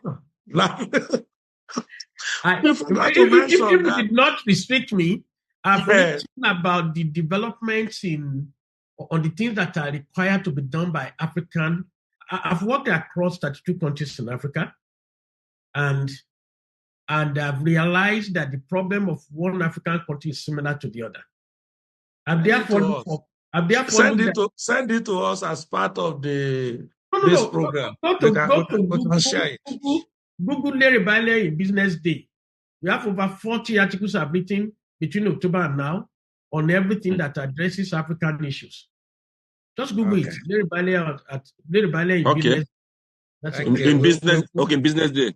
Okay. Yeah. Every Monday, I have a column in it. Every Monday I write, and it's about African issues. Oh, wow. Thank you so much. It's about developmental issues that similar to the questions you've asked. Thank you, sir. This is 12:55, and we want to close this by 1. We actually thought we finished by 12:45, but the thing is getting sweeter, as they call it. So finally, from Professor Charles Simone, simple thing. How can today's leaders mentor the next wave to handle disruption better and not repeat our current mistakes? Thank you. I think I've said that in different ways, but I will try to repeat again. The mentorship has to do, there are two sets of persons involved. The first one is the mentor and the other one is the mentee. And the two must have to agree together somehow for mentorship to take place. So we don't want to mentor leaders that will take care of the issue of tomorrow. We must see people who are passionate, who have the interest, who have the mindset. Because as a teacher, as a lecturer, I've encountered a lot of persons. I mean, I've mentored so many. But the easiest set of persons to mentor, those who first of all have the passion, who have the interest. Somebody say you can, they say it's a very common balance. You can take a horse to a stream, but you can't force the horse to drink water. So I've seen that people who have that passion, who have that interest to be trained, are much more amenable to proper mentorship than those that we are going to force. However, it is good for us as leaders to deliberately create mentorship platforms in our societies. For instance, PSN is doing that, and Nigeria Academy of Pharmacy is also doing that already. So let it be known to our younger ones that this exists. So the platform should be created, and then we call people in different areas. One way, mentorship is practical. Jesus is a perfect example of a good mentor. He was mentoring his disciples, apostles. They were watching him, they were seeing, they were learning to do as he was doing. What they saw him do, they were doing. So mentorship is not something that is you talk. You must see it's practical. When we create these platforms like we have done in Nigeria Academy of Pharmacy, we create it in our university. I created it in my university also, by the way. In my university, we created that. We encourage departments to create that platform where people will come to mentor, and the lecturers are available to mentor them in research, in teaching, in grant writing, and all the stuff my workshops are doing. So I think that the time has come when this platform will be created and it will be advertised, and the kind of thing we are doing now is part of that mentorship, and people enroll into that. They have to enroll, they have to show, they have to come, they have to physically be there, they have to physically indicate interest. That I want you to train me in grant writing, I want you to train me in business model, I want you to train me in innovation skills or hubs, ICT, soft skills, every area. I want you to even train me life, how to live my life, how to be a good role model. It's holistic, but the platform has to be there, and the willing mentors should be available. Now take up these people and answer their questions, and give them examples, give them assignments, and they respond. Thank you, Prof. I think this is the point that we will round up. Just a minute to 1 o'clock. We've done very well, very, very well. I don't know how to thank you, but we have asked one young pharmacist to thank. But let me just say a few things. One, I put on the chat room for you to have a hand on what our next topic will be. So just go ahead and do your vote. We're talking about critical thinking and decision-making framework for solving complex problems. I've always thought of bringing analysis of business problem into this, our discussion, but this is a much richer and deeper stuff. Or harnessing generative AI for everyday productivity using tools like ChatGPT, Notion, AI, and things like that. We have done principles and application of artificial intelligence before. This is now drilling down into specifics. So we see have 166 people. That's a lot. And to have your idea of which topic we should treat next, that would be good. Professor Charles, thank you so much. The academy is a big body, but the one that is organizing this is Pharma Career Advancement Group, which is also a baby of the academy. So we do this in order to help our people develop. Something I forgot to mention about our Professor Bale. He didn't say it when he was talking about education. Reading books. By the time I got to know him, he reads at least 52 books in a year. That's what he does. I mean, and you can imagine how many that one is per week or per day. So I've been trying to copy him, but I couldn't. So what we try to do is bring in topics that will make our people excite them and make them to go and read more. So that is what we do here. To our Muslim brothers, please, my apology, we don't usually use Friday, but we need to adjust to some programs that people have, and that is why we are here today. Professor Simone will bear me witness. This was supposed to hold tomorrow. But because of some elements here and there, we have to bring this here. Please, pardon me. It's not that we don't know or not sensitive to your program. For the attendance, we used to have the physical attendance, which is good. It makes us to see ourselves, and our resource person usually come there. But because of the registration link that we use, there is no provision for whether you want to be physical or virtual. And maybe that's the reason why we didn't have many people showing. I promise you the next one, we will ensure that those who want to attend physically will have it. Somebody asked me that, why don't we have item 7 as refreshment? And I promised that person that we are going to upload your refreshments. That's the next thing I will do. We upload it, so get ready to download it. For those that have been at the physical program, they have actually taken the item 7, which we will continue to do just to encourage everybody. I hope you are still voting for the next topic. I will call on our dear chairman to please give his closing remarks, which he should note that this is 1303. Thank you, Prof. Okay. Thank you so much. I actually had that over. I mean, I did not even remember I would need to give a closing remarks. I'm not used to chairing anything, so I must commend the creativity, the energy, physical, emotional, mental, social, spiritual, financial energy that has gone into this from Dr. Balulu Ojo. One shouldn't have picked any better speaker for this topic than Professor Simone, considering the role that he has played within the academy. And it is a thing of joy that members of the academy continue to excel in whatever assignment they have been given, either as VC, like we see in our professor, or as an oncoming doctorate degree holder, a multiple doctorate degree holder, Dr. Ojo. All that is clear is that we know that the academy continue to excel. And from the word academia, knowledge is supposed to be shared. It's not supposed to be hoarded. The academy members who have shown themselves today have demonstrated the fact that they are willing to freely share. Freely. Nobody has paid for this, I believe.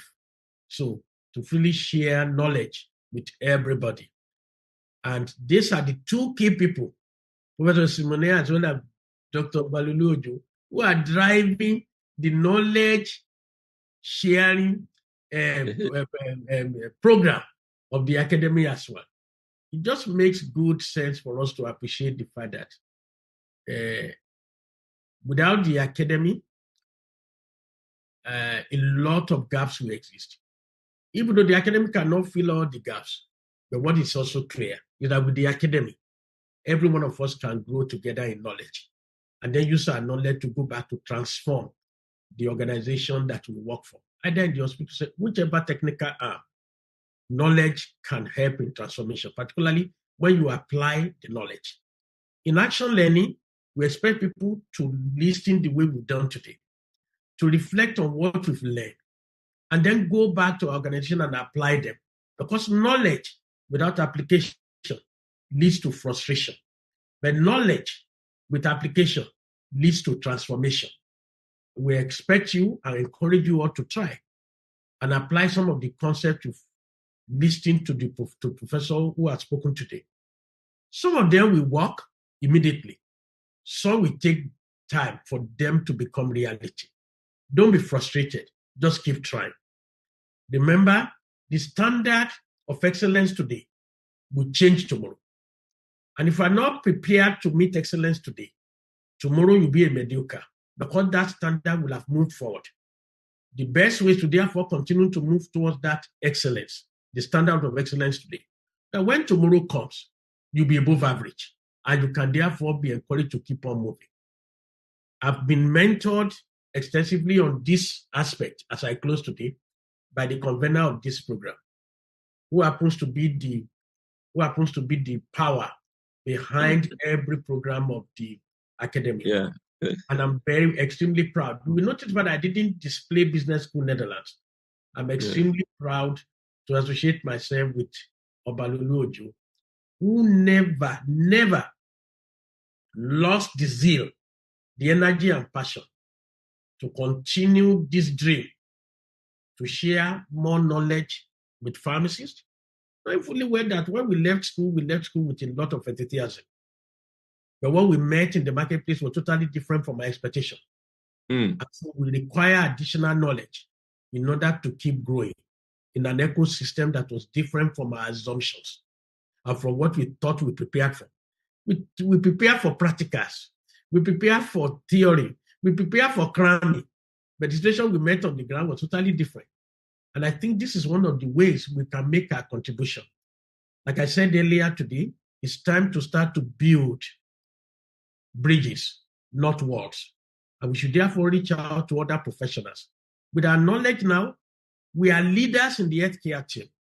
And we can therefore lead in spite of the disruptions in the healthcare, in spite of the volatility in the healthcare ecosystem, in spite of uncertainties, in spite of ambiguity in terms of risk and diversity. Our job is to use our leadership scheme to embrace other members of the healthcare team and provide leadership and influence decisions and help in transforming healthcare. Like Professor Esemene said, the patient must be at the center of all our decisions, must be at the focus, not other professionals. And I would like to thank all who have contributed today, including His Excellency, Ambassador Ahmed Ibrahim Yakasai, as well as Obalolu Ojo, for this great initiative. And of course, a great speaker for today, who is numero uno when it comes to the discussion that we've had today. We'd like to say big thank you. Thanks for giving me the opportunity to chair this occasion. And I have enjoyed myself in the last 3 hours. God bless you. Bye. Wow. Professor Berry Bale, thank you so much. Don't worry when Professor Berry Bale call you his mentor. What he's saying is that you're at liberty to come and learn from him. Yes. So, Professor Charles, we agree to that. I agree. Because so when he said Lulu Ojo is his mentor, it means that he has given this privilege to learn from him without paying. Without anything. No restriction of any matter. Oh, this is beautiful. 152 at 1:10 p.m. This is wonderful. Participants, you are wonderful. Let me acknowledge Raji Kabiru.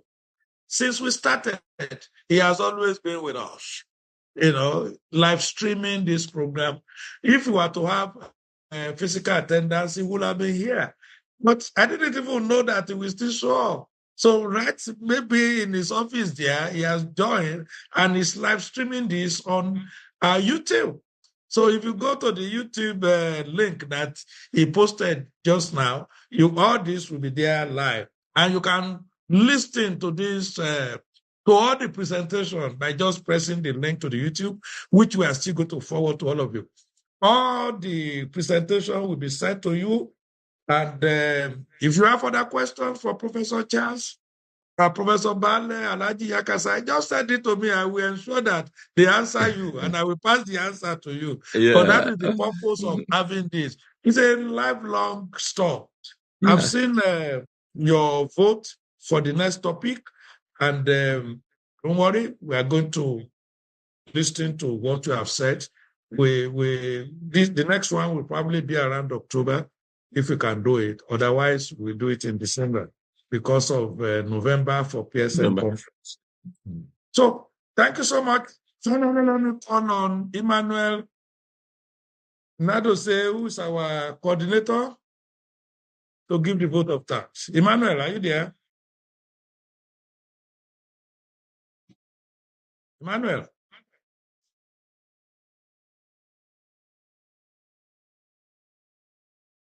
I've empowered you to talk, so unmute your microphone and talk to us. Okay? Possibly because of network and stuff like that. So let me help him. But this is a young man who has been keeping this group going because anyone raising up hand here at the last stage? Oh, Stella Nadoze, you want to say something?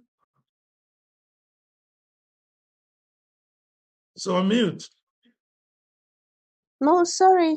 I just have to say thank you, but that wasn't why I raised my hands. Thank you for this. Go ahead and do the vote of thanks. You are Nadoze, and I've been looking for Emmanuel, and I got Stella.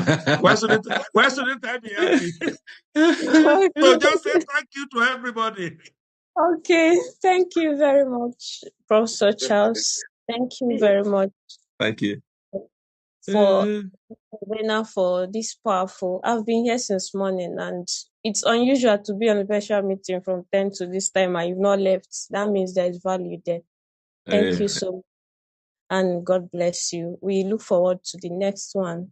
The Lord reward your labors of love. It was even technical error that raised my hand. I wasn't, but thank you very much. Thank you. That is how God works. Technical error now make you the person that moved the vote of thanks. And that is recorded. That is recorded for us. Thank you. The way this webinar Zoom work is that almost immediately you will receive an email that will give you all the details of the presentation. But in addition to that, we are going to forward it to you. If there are other things, we are going to do it. So thank you, everybody. For closing prayer, let me call on Abimbola Ajayi, Pharma Abimbola Ajayi, a director in Lagos State Board. Please unmute and give us the closing prayer. Ajayi, are you there?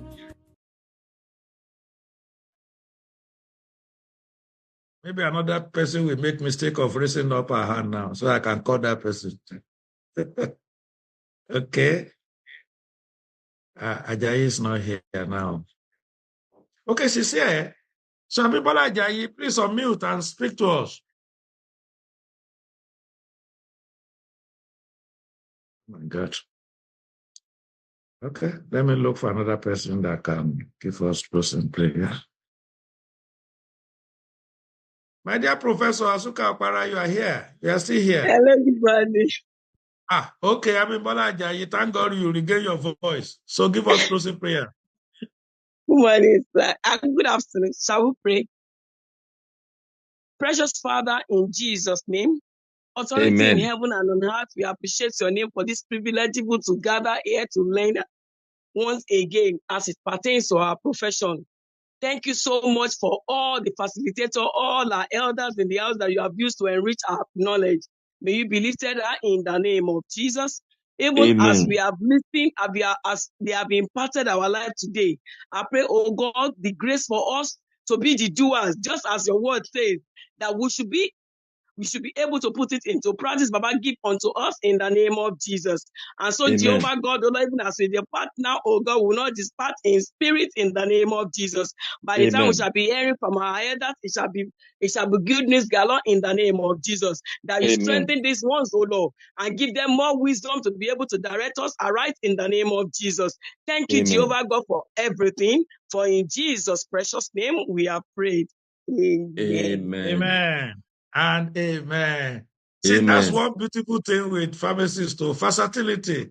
And it includes religious matter. Abimbola can be the GO of a church without prayer. Thank This you, is sir. wonderful, dear colleagues. 120, even after closing prayer. You know, you are wonderful. This has become a new record, though, Professor Bale. You know, 700 registered, 120, 3 hours, to the end. 16 minutes later. No, wonderful. And distinguished professor, you see, we are carrying it on as you have taught us. Yes. Thank you. Azuka Okpara, you are now here. Since you are here now, you must talk to us. So just say something.